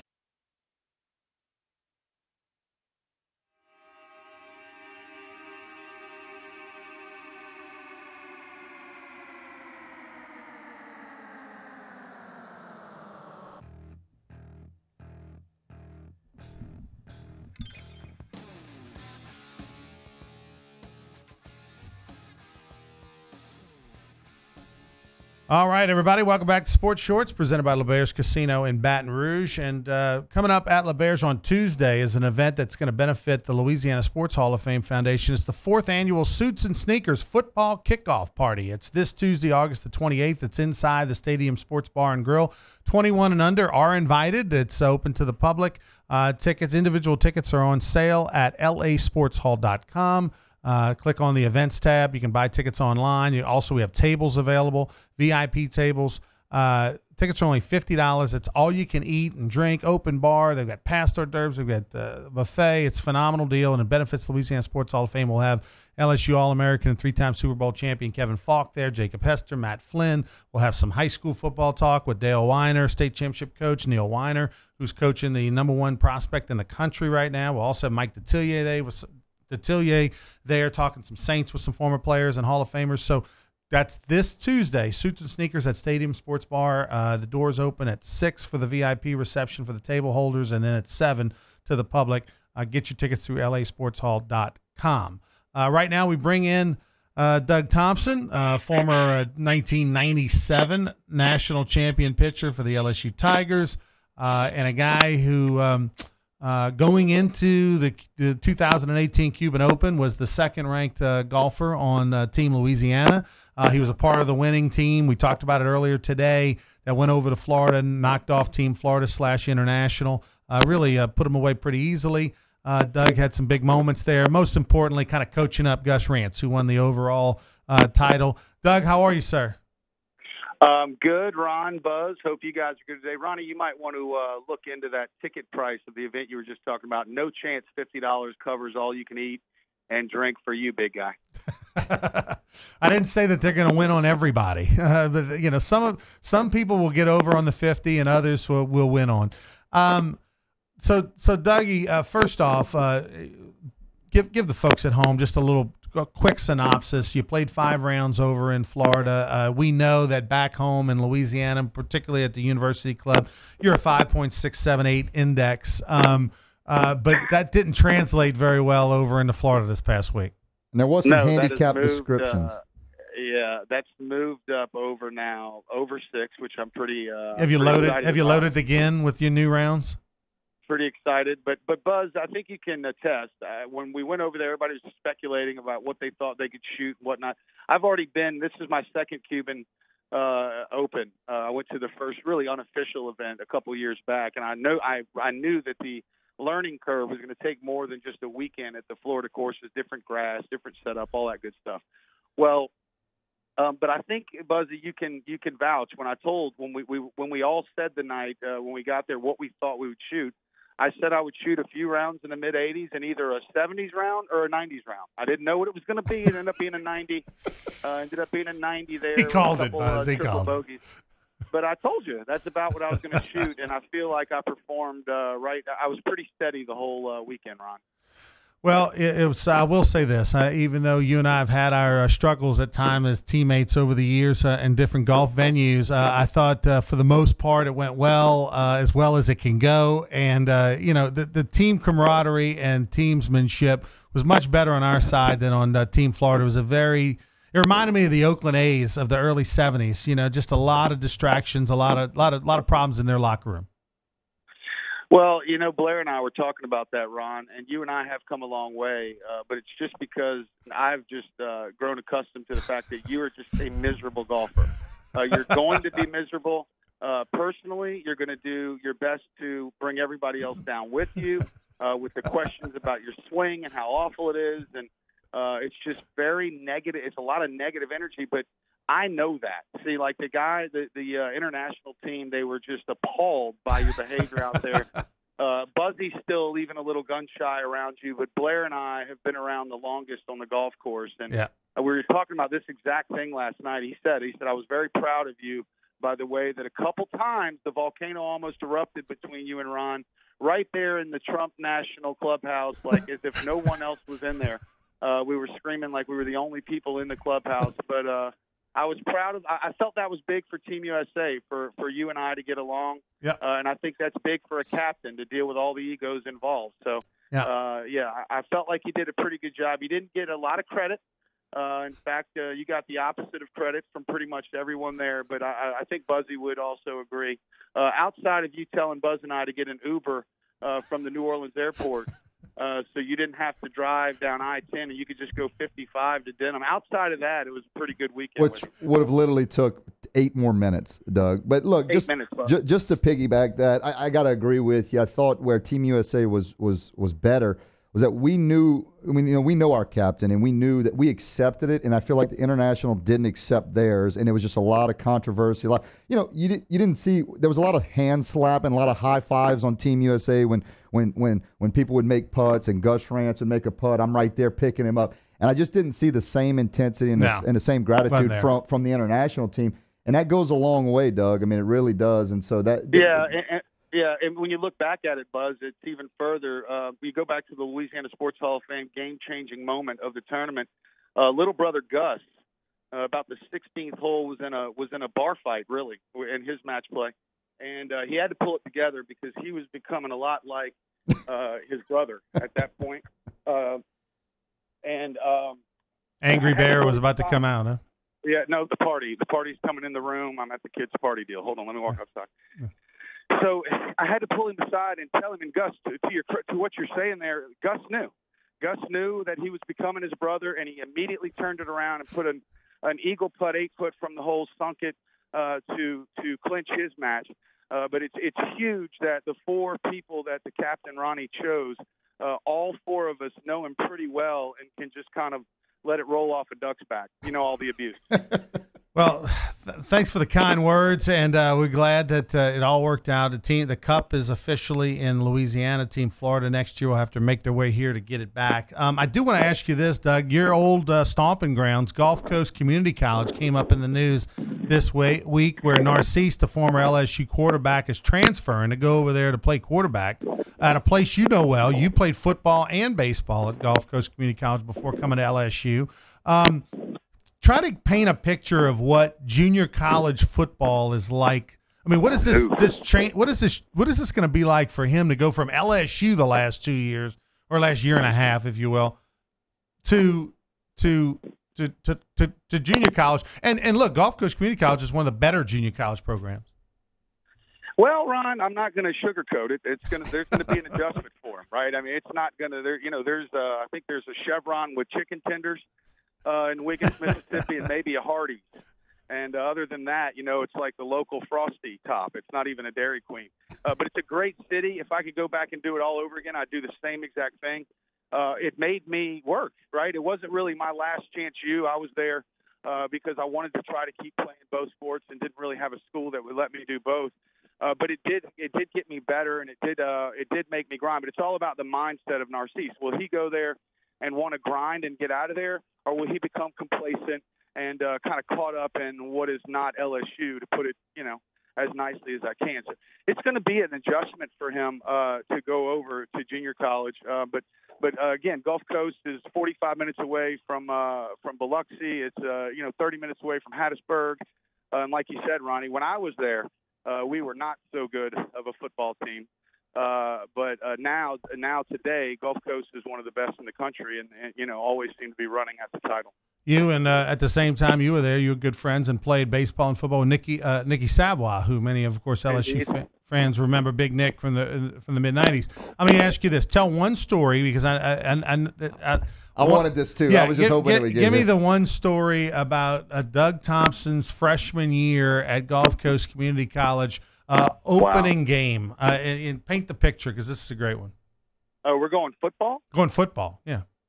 We can't talk about the baseball season? Well, no, baseball was great. You struck everybody out. You were dominant. We know that. Okay, but okay, so football. So just to be honest, fair to myself, I showed up the day before the first game. I had some baseball obligations. The coach agreed when I signed my scholarship like 8 months earlier, which I'm sure was a good idea to him. But when it was actually the day before the first game and his kicker hadn't showed up yet, I'm sure he was second guessing his decision. But I did, and had to have a kickoff with a guy. He walked up to me. His number was 55, and I literally, I hadn't even put on my shoulder pads yet. This was shorts and shimmy days, special teams practice, Ronnie, before the first game. Buzzy, you too. Absolutely. Yeah, I did the deal. Junior, senior year. Sure. So I run out there. My shoes are clean. This is the first time I've worn my stuff. My helmet doesn't have a scuff mark on it. Not that it would have anyway. But I'm not the most popular guy on the field, as you could imagine, with all these poor bastards out there that had been, in the sun, just melting for the 2-week, 2-a-days before this.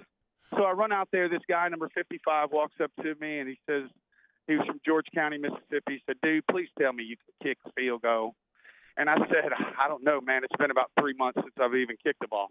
And he was the linebacker. He didn't want to kick. He actually had his front spike tied around his calf with a shoestring. Oh, yeah, the old school straight toe. There you go. Yeah. And so I won the kicking battle that day, if you can really call it that. And the next day we opened up the season back on the Gulf Coast in Pascagoula, which is just a short drive from my hometown. And we opened up with the defending national champion Mississippi Delta team led by Brian Sparacino. Oh, wow. At QB, yeah. And, of course, Nicky was the quarterback and my holder, and I was just completely overwhelmed. And to give you you asked earlier the comparison between LSU, per the rules, a little more prison rules, if you will. Like, they don't hear the whistles right when they blow. They have to blow it multiple times. Actually, 5 games into my freshman year, snapped my ankle walking off the field after a kickoff because guys were trying to be heroes and fight through the whistle and all this stuff. So, anyway, long story short, Ron, we tie it up with about a minute and a half with a touchdown pass. It goes 30-30, and Uncle Duda rolls out there and misses an extra point. And then we're talking the old school extra point, like 20-yarder. No, it was an extra point. It was just yep. Yeah, I mean, as I'm saying, it was it was just a 20-yard extra point. There's debate, right? We were in a high school field, so the goalposts weren't the big ones, and it's close. It wasn't like a shank, but I missed it. And, literally didn't know a soul on the team. The trainer, told me to do a few things that I probably shouldn't say on air, like the trainer, the athletic trainer, when I walked off the field. He's like, "Why don't you go to baseball?" Whatever. I mean, people are literally. And I get on the offense bus, after the drive back to Wiggins, Mississippi, and a freshman, don't know anybody. And I literally walk all the way to the back, and they're doing like the Forrest Gump on me. Seats taken. You ain't sitting here. You can't come to practice. You ain't sitting by me. So this is when my relationship with Nicky Savoy was born. He saw what was going on. He screamed at the whole team, gave the whole speech about, hey, we lose the team, we win the team. He's going to kick one through the uprights to win it. You dropped the pass today. You missed the block. You fumbled the ball. And then he let me sit by him. And then forever, me and that guy are still buddies. One of my best friends on earth. That's but great. Did it sound exactly like that, or was it a little more Cajun? Oh, it was Cajun with some expletives. I felt like the story was running, long. I know Ronnie's getting anxious, and I don't want him to get too angry up there with you. Good point. Thanks, Doug. All right, good stuff, Doug. Thanks for the time, my friend. I appreciate it, and we'll see you on a golf course sometime soon. Maybe Buzzy. I'll take my next. I'll take a rain check with you, Ronnie. Later. All right, see you later, Doug Thompson, right there, who. Going into the tournament that you and I were a part of this past week, Buzz, he was hovering really below a 6 index because he keeps it on the GIN app and he's really into it. But and you're not a Ginner, although we're going to get you in again because we got to. We need to all be on the same page. But I had you as the A player and Doug as the B player going into the week. What did you shoot? What was your 4-round average? What was his 4-round average? Did you do that? No, I didn't do the average, but I had two. He probably got you. I think I had those 2 big ones. Well, I had an 84 and I had 2 83s, and then I had like a 92, and then my big one was like a 95. So or 96. Was it 96? 96 or 98 even. You think it was? It was like 95, 96. I think it was 96. Yeah, not you said. I think you're right. It I mean, they get that high. I don't keep them all like you to 119 and 120. Yeah. No, but it was. I thought I had a few more. No, because Doug had some low rounds too. But his big one, he did have like a 92 or 3 on his last round. Yeah, I think he got you though. I think if you do the average, probably of the 4, because I didn't go like 5. I would have needed to go like 75, 76 to 96 to counteract my 96, and Doug was like 85, 84, 87, 92. The bottom line is neither one of you played to your capabilities. No. For 3 days. Don't sleep on Blair Barbier, though. I think we Blair forget was about solid. the guy. No, he was Blair solid. played pretty well the whole time. I think he had a big round in the last Takes round, a lot of time.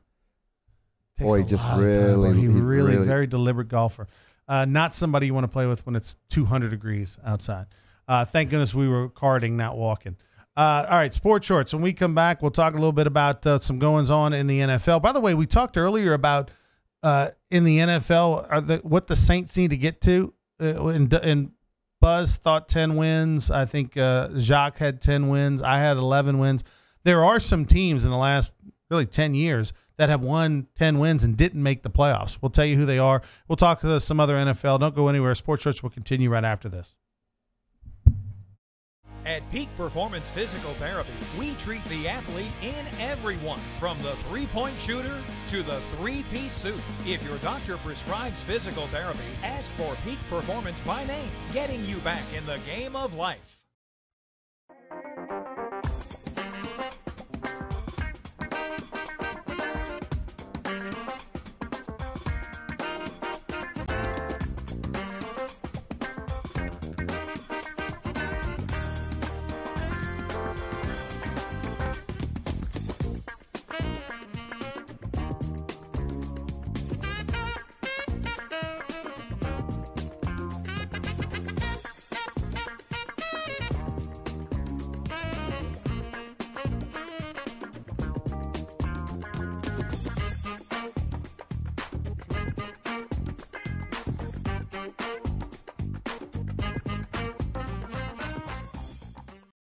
Attention to detail makes the world go round. At Baker Printing, our approach to the printing business is very simple. Treat it as if it were your own. That's not always an easy job, but it comes from the top down in our company. We thrive on the unique jobs. Bottom line, we take care of our customers' projects as if they were our very own. At Baker Printing, attention to detail makes our world go round.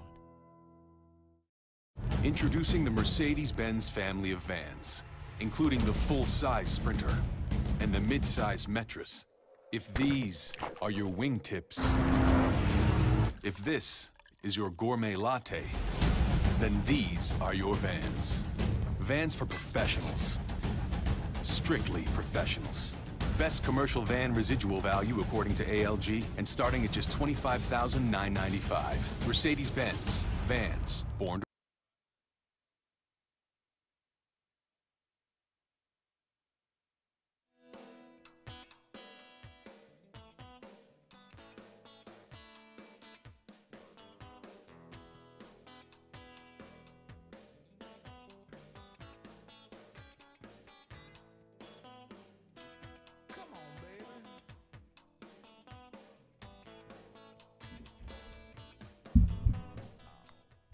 Welcome back, everybody, to Sports Shorts. Ronnie Rans, Buzzy Heidel with you. I want to thank Jacques Doucet of WAFB Sports. I want to thank Doug Thompson, who just joined us last segment as well.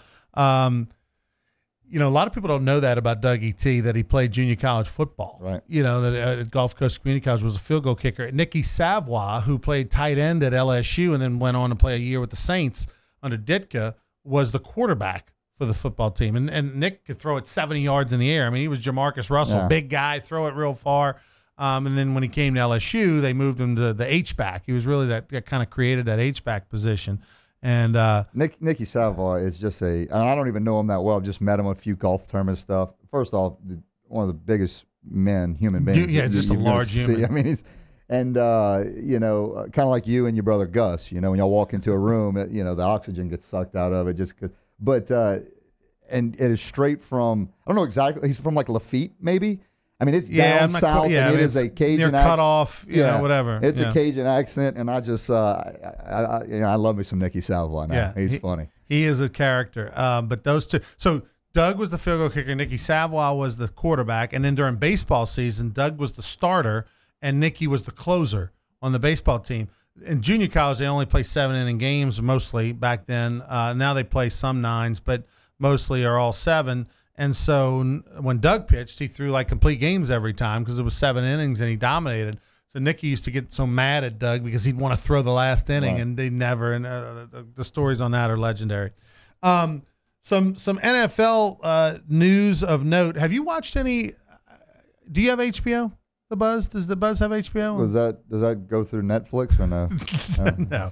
I've watched a little bit of Hard Knocks. Well, you can watch Hard Knocks on Netflix, can you not? I think the past seasons, maybe. Like the present one, I wouldn't be able to. So this year they're doing the Cleveland Browns, which has Jarvis Landry in it, which is interesting. And, of course, Baker Mayfield. Tyrod Taylor, the Browns are saying is okay. Had a little injury in the preseason game that they had against the Eagles. But the Cleveland Browns are an interesting team because they've been so bad, right? They went 0-16 a year ago. But now there's all this optimism that the Browns actually – can get things turned around. Obviously, with Jarvis Landry being there, signing for a bunch of money, that's interesting. Baker Mayfield's had shown some good things in preseason. Although Taylor they signed him from Buffalo, and he's done everything they've asked. He's expected to be the starter. So, and then of course, a year ago, Myles Garrett out of Texas A&M, right? They got him, and so. This is a Browns team that's interesting. Hard Knocks has been very, very good. This has been if you have not gotten behind the Hard Knocks, you should. If you're a sports fan, there's 2 shows you need to watch: Hard Knocks and Last Chance U. You got to do it. Adrian Peterson's back. Remember a year ago he was in Saints camp. He made the team, was with the team. I don't know, 4 games, 5 games, whatever. Before the Saints got rid of him, they went to Arizona, had a couple good games, then got hurt. Well, he signed with the Redskins a week or so ago. Had 11 carries for 56 yards in a preseason game against the Broncos last night. So Adrian Peterson averaged over 5 yards a rush. So, obviously they need him with Darius Geis being injured. He's a guy that they're looking at adding to the mix. So this is what preseason is about, is those stories, right? What is Adrian Peterson going to do? Is his career going to continue? He's obviously a Hall of Famer.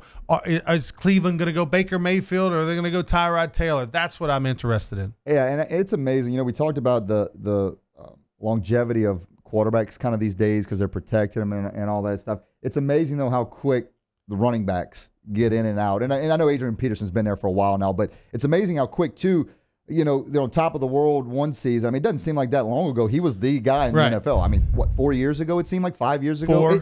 And now he's jumping around teams just trying to be. I mean, he wasn't even a guy with the Saints. As again, the longevity of quarterbacks we're seeing, but the running backs. I mean, I'd love to know the average years. Being a starter in the NFL. I mean. Yeah, 6 maybe. Yeah. I don't know. Maybe not even that. Less than that. No, running back's one of those positions. And I know you get banged up. I mean, you get hit. It's not a pleasant position, and it's not very nice on your body. But again, it amazes me because you brought up Adrian Peterson, and I just remember that guy being not that long ago literally the #1 draft pick in fantasy leagues. I mean, the guy that you wanted for the Minnesota Vikings. Another story coming out of camp: Nick Foles, the MVP of the Super Bowl, is having an awful camp. He's not going to be the starter. Wentz is going to be the starter in Philadelphia, but Foles has not looked good. And it's funny, how things work, right? And it goes to what we talked about last year at times. Hey, guys can play well sometimes for 2 games, 3 games, 4 games, 5 games. But what makes you great is being able to be a starter and play 16 games and be good. And then you know what? Do it again next year. It's looking like Foles might not be able to do that, and that's okay. He helped him win a Super Bowl. He's going to be a backup, but he's getting a lot of heat as people are just shocked at how poorly he's played considering the last, 5 games or whatever that he played last year as a starter. He was outstanding. Well, that's amazing how quick it can change because you're right. He was the guy. I mean, how good did he play in that Super Bowl? I mean, it was just incredible. Outplayed Tom Brady. Yeah, he outplayed Tom Brady and from a backup role.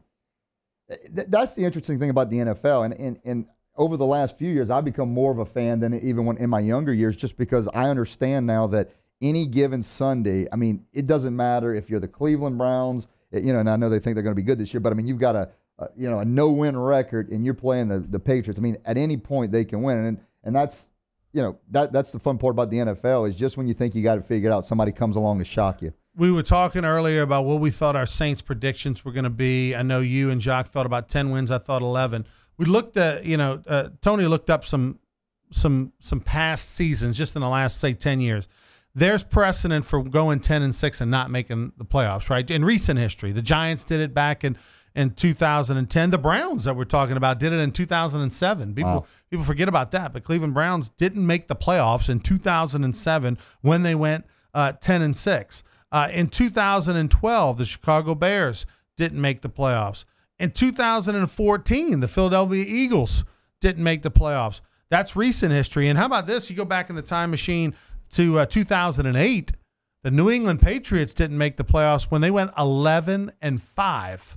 I mean, if you go 11-5, you should be getting a raise. The coach should be getting a raise. People getting extensions, and you don't make that was the Matt Castle year. When Tom Brady got hurt at the beginning of the season, Castle came off the bench, had a very good year. It probably helped make him $50 million, in his career based on that one season. They had 2 receivers, Welker and Moss, go over 1,000 yards that year. So Patriots in 2008, that's the horrible story, right? 11-5, didn't make the playoffs. You know who did that year? My Dolphins. Your Dolphins. Yeah, my Dolphins. Yeah. Dolphins. And I was a pretty big fan then too, but no, I'm just joking. They're always going to be my Dolphins. Now, I remember that when they went undefeated back in the 72. 70s. Yeah, that was my team, back then. Give me one guy off that team. Dan Marino. No, Shula was the coach. The coach. Marino, was he born? He was born in 72, but he wasn't on that team. But yes, you're correct. Oh, big Dolphins fan. Yeah, huge Shula Dolphins was the coach. Yeah. Running back, had the little hook bar thing, ran over everybody. Larry Zonka, That doesn't mean anything to me. Mercury Morris. Was Nat not on that team? Nothing. My guy, Nat Moore?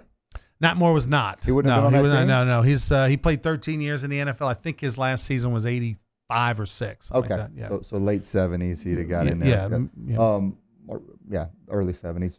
No, to piggyback what you said, if you can't be mad as a coach, if you go it was Belichick, he wouldn't get fired if he went 0-16. But at 11-5 and you don't make the playoffs, we just got to tip our hat. But you made a point before, Ronnie, and just looking at schedules before, in particular with the Saints, because we're very Saints heavy here. When you have a chance to win a game in the NFL, in particular, like the Saints are so good at home, when you get that advantage game and you're in the dome. And you let it slip by. That's so huge for the rest of the season, just because you know how tough it's going to be to go to a Green Bay or go to New York or go to Buffalo when it's freezing cold and you're more of a specialist offense where you don't, a lot of guys don't play in that snow or play in that. When you get those chances to win in the dome, you got to take advantage of those wins. And so you made a point about that. I remember when we first started doing this show, when you look at a schedule, if you really want to have the season you think you should have, you've got to take advantage of the teams you should beat. And that's the thing in the NFL.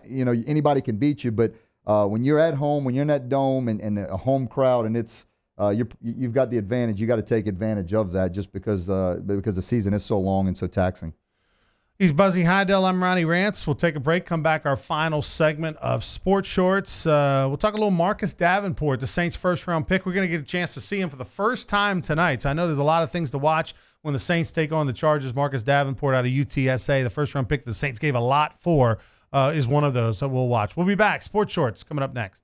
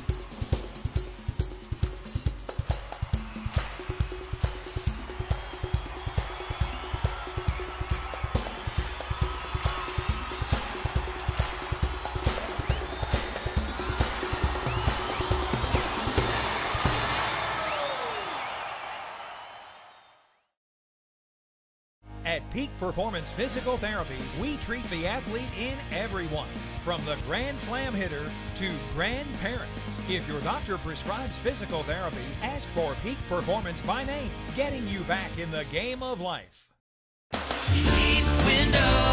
Does the new year mean new windows, hardy plank, or vinyl siding? Then you need to call Relief Windows for award-winning customer service and years of experience. Looking for quality replacement windows with lifetime warranties? Trust Relief Windows. Call us or come walk through our showroom and get a free consultation with one of our many window experts. Relief Windows is a proud partner of LSU Athletics. Come see us today or call 288-8138.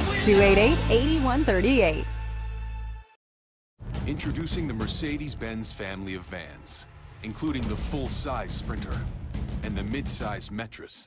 If these are your wingtips, if this is your gourmet latte, then these are your vans. Vans for professionals. Strictly professionals. Best commercial van residual value according to ALG, and starting at just $25,995. Mercedes-Benz. Vans. Born to... Attention to detail makes the world go round. At Baker Printing, our approach to the printing business is very simple. Treat it as if it were your own. That's not always an easy job, but it comes from the top down in our company. We thrive on the unique jobs. Bottom line, we take care of our customers' projects as if they were our very own. At Baker Printing, attention to detail makes our world go round.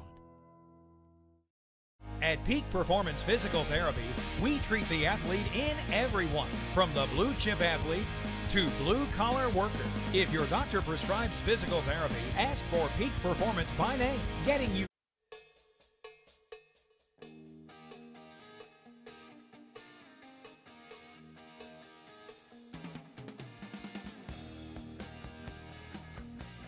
All right, welcome back, everybody. Final segment of Sports Shorts. The tonight Saints Chargers. We're gonna get a chance to see Marcus Davenport, number 92. Watch him, first round draft pick. Saints gave up a lot to get him. UT San Antonio had a groin pull, hasn't been playing much, but man, if he can be a guy, Buzz, that gives the Saints two pass rushers, and obviously if you've got two pass rushers, it's much much easier to get pressure on a quarterback because they're gonna double, triple, quadruple team Cam Jordan, do whatever they can to keep him out of there. But if you can get Davenport can live up to the expectations, obviously the Saints believe in him. They gave him so much to get him. Get a chance to see the future maybe of this defense. Well, and that's the thing. They gave up so much. They gave up 2 first-round draft picks. They and of course, as everyone knows, I mean, you get pressure on the quarterback. Not only is that a good thing, that takes pressure off the secondary. That takes pressure off the entire defense from a passing standpoint when you can get good, pressure on the quarterback. And so, yeah, he's going to be huge, and we all know this. I mean, the offense can only do so much. You got to have the defense stop them. When they were so good in 2009, of course, they had that good defense with the Saints. Switch over to LSU for a minute. We mentioned Narcisse going to Gulf Coast Community College. Talked to Doug Thompson about that earlier, who played there. Justin McMillan headed to Tulane, and he was on ESPN radio earlier this week, and it was very, had a great attitude, was very happy for his teammates. But Justin McMillan headed to Tulane, going to have 2 years to play down there. Interesting decision. Not a surprise that he's headed there. Surprised that he probably did it so late. Happy for him. But it was surprising when he was doing his interview right here on this station, I think yesterday, day before. Thing that surprised me was he mentioned that he wants to go to Tulane, and he thought he had, it'd help him with his pro chance. And that just blows my mind. Like, there's just pros. Justin McMillan, pros. Like, you really think you're going to play in the NFL? I mean, come on, dude. You couldn't make it as a starter at LSU. I mean, like, go to Tulane and do great, and I'm going to cheer for you, and it's going to be a great story. But, I mean, that's how just insane some people are with their own talents. They can't look themselves. I was talking to Ricky Blanton years ago, who used to coach basketball at Nicholls State. He said everybody in the Southland Conference, even the 10th player on the team, thinks they're going to play in the NBA. That's how insane. But, I mean, McMillan thinks he's a pro chance? I mean, wow. Ron, you got to have self-belief first before anybody else can believe it. We don't need to tell people. I was all on board in the interview. I think it was with Jordy and them in the morning on OTB. I mean, I was all in on the interview, listening. It was a great kid. His dad, wonderful. And then he threw out the pros, and I just dropped my pen. I'm like, really? You think you're going to play in the NFL as a pro quarterback? I mean, that is just insane to me. Okay, so Ronnie, but that's every sport. Yeah, but it's every sport. But see, here's the thing. I agree with you that he's not going to play in the NFL. But let me just play devil's advocate a little bit. Do you think does anybody ever think Tom Brady would have played in the pros? Because he was the slow guy who couldn't move. I think everybody thought Tom Brady was going to get a pro chance. He would probably get drafted, and he would go to a camp and have a chance. No, McMillan's not going to get drafted. He's not going. I mean, if he goes to a pro camp, it's just for the mini camp in May when they need 7. I mean, Josh Booty went to a pro camp and like 8 years after he was done playing with the Raiders just because they needed a body in May. He's not going to get drafted. He's got no shot, Buzz. He's got no shot. And I love the kid. Great kid. I'm going to pull for him. I'm going to watch the Tulane highlights and hope I see him on there. The hullabaloo every now and then. I hate that. That's the worst chant ever, by the way. That's worse than Pig Suey. But it just blows my mind. Like, you think it just blows my mind. Anyway. No, good. And look, he picked the right school. First off, he couldn't go to Southeastern Conference. He's got like 2 degrees already or whatever. He couldn't go to Southeastern Conference school, and I didn't realize this. He couldn't go to a school that's going to be on LSU's schedule for the next 2 years. So there was somewhat slim pickings, not really, but Tulane should be a good fit for him. Hope he does well. Wow. All right. So. No, you were so angry, Bear. It was just bizarre to me that people just, it'd be like me saying I want to be a swimsuit model. Like, come on. All right. What about real quick? Give me your take. Your boy Nola. He's unbelievable. We talk Aaron about Nola. Aaron Nola every week. 15-3. 15-3. He ERA just a smidge over 2. He beat Scherzer, who's the guy who they think if Aaron Nola doesn't win it, they're gonna Scherzer will win it. The Cy Young we're talking about. The Cy Young Award, but that was very big for him to beat Scherzer. If it comes down to a nitpick, maybe that's a thing where they're like, well, he threw better than him that day, head on head. And he threw 8 innings. He gave up no runs. He walked 1. He struck out 9. They interviewed Bryce Harper after. Bryce Harper just couldn't stop singing his praises. He actually forgot his name. He goes, what's his name again? Oh, Aaron Nola. Yeah, no, Aaron Nola was great. I mean, he kind of big-leagued it, but he couldn't stop singing in praises. He even mentioned about he'd been dominating since his time at LSU. He threw an LSU in there, Bryce Harper, that is. He's just incredible, Ronnie, and we talk about it every week. It's the same stuff every week. He just no walks, 1 walk, 9 strikeouts, 7 innings. It's not like he's going 5 or 6 innings every time. It's always 7 or 8 innings. And the formula is the same that he did at LSU. Everything is at the knees or below. I mean, the guy just pounds the zone. He lives on the edges. He changes speeds, and when he misses down and not up, and that's the key. And he's got, and I don't even know if he really even knows what his record is. You know what I mean? He's just so humble and laid back. Big Nola fan to the great family awesome. As well. And we're hoping, right? Fingers crossed, Austin Nola gets the call to the big leagues. All right, he's Buzzy Heidel. I'm Ronnie Rance. Sports Shorts next week. Have a good one, everybody. At Peak Performance Physical Therapy, we treat the athlete in everyone, from the three-point shooter to the three-piece suit. If your doctor prescribes physical therapy, ask for Peak Performance by name, getting you back in the game of life. If you're an avid sports fan, then you need to check out the Louisiana Sports Hall of Fame, located in historic downtown Natchitoches, next to the Chateau Saint Denis Hotel and the Natchitoches Convention Center. The Louisiana Sports Hall of Fame is where the rich history of Louisiana sports is told through the pictures, artifacts, and by the legends themselves in video archives. Come to the Louisiana Sports Hall of Fame and Northwest Louisiana History Museum and visit a world-renowned architectural marvel. For more information and to purchase tickets to the annual Louisiana Sports Hall of Fame events, visit lasportshall.com/purchase.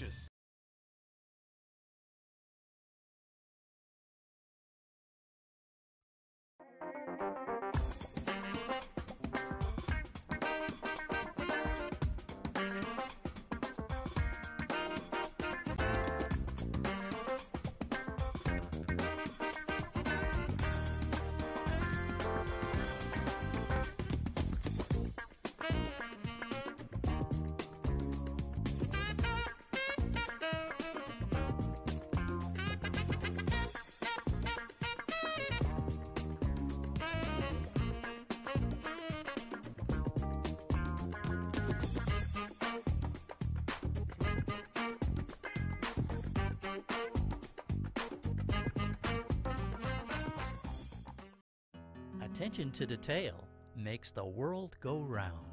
At Baker Printing, our approach to the printing business is very simple. Treat it as if it were your own. That's not always an easy job, but it comes from the top down in our company. We thrive on the unique jobs. Bottom line, we take care of our customers' projects as if they were our very own. At Baker Printing, attention to detail makes our world go round. Introducing the Mercedes-Benz family of vans, including the full-size Sprinter and the mid-size Metris. If these are your wingtips, if this is your gourmet latte, then these are your vans. Vans for professionals. Strictly professionals. Best commercial van residual value according to ALG, and starting at just $25,995. Mercedes-Benz. Vans. Born to Relief Window. Experience Relief Window. When my wife and I started Relief Windows, what we were trying to do, what our goal was to give a quality job to a homeowner. Everybody's scared of contractors. We wanted to change the mold of what that is. Not showing up on time, not answering the phone, somebody running with your money. The reason why you should pick Relief Windows to do your renovation of your home, windows, doors, HardiePlank, or siding, is because of the experience, quality service of our company. Service is everything we have. It's the foundation of our company. We're going to show up on time. We're going to do the job right.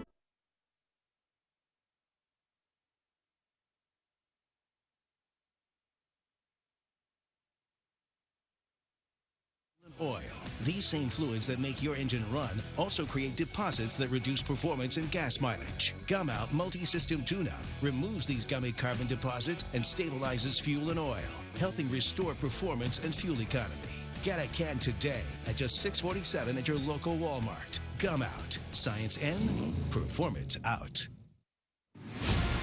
This is Major League Baseball on ESPN Radio and on the ESPN app. Barbasol is finally making razors? That's a no-brainer. Check out the Barbasol Ultra 6 Plus with 6 ultra-thin blades. Save on the Ultra 6 Plus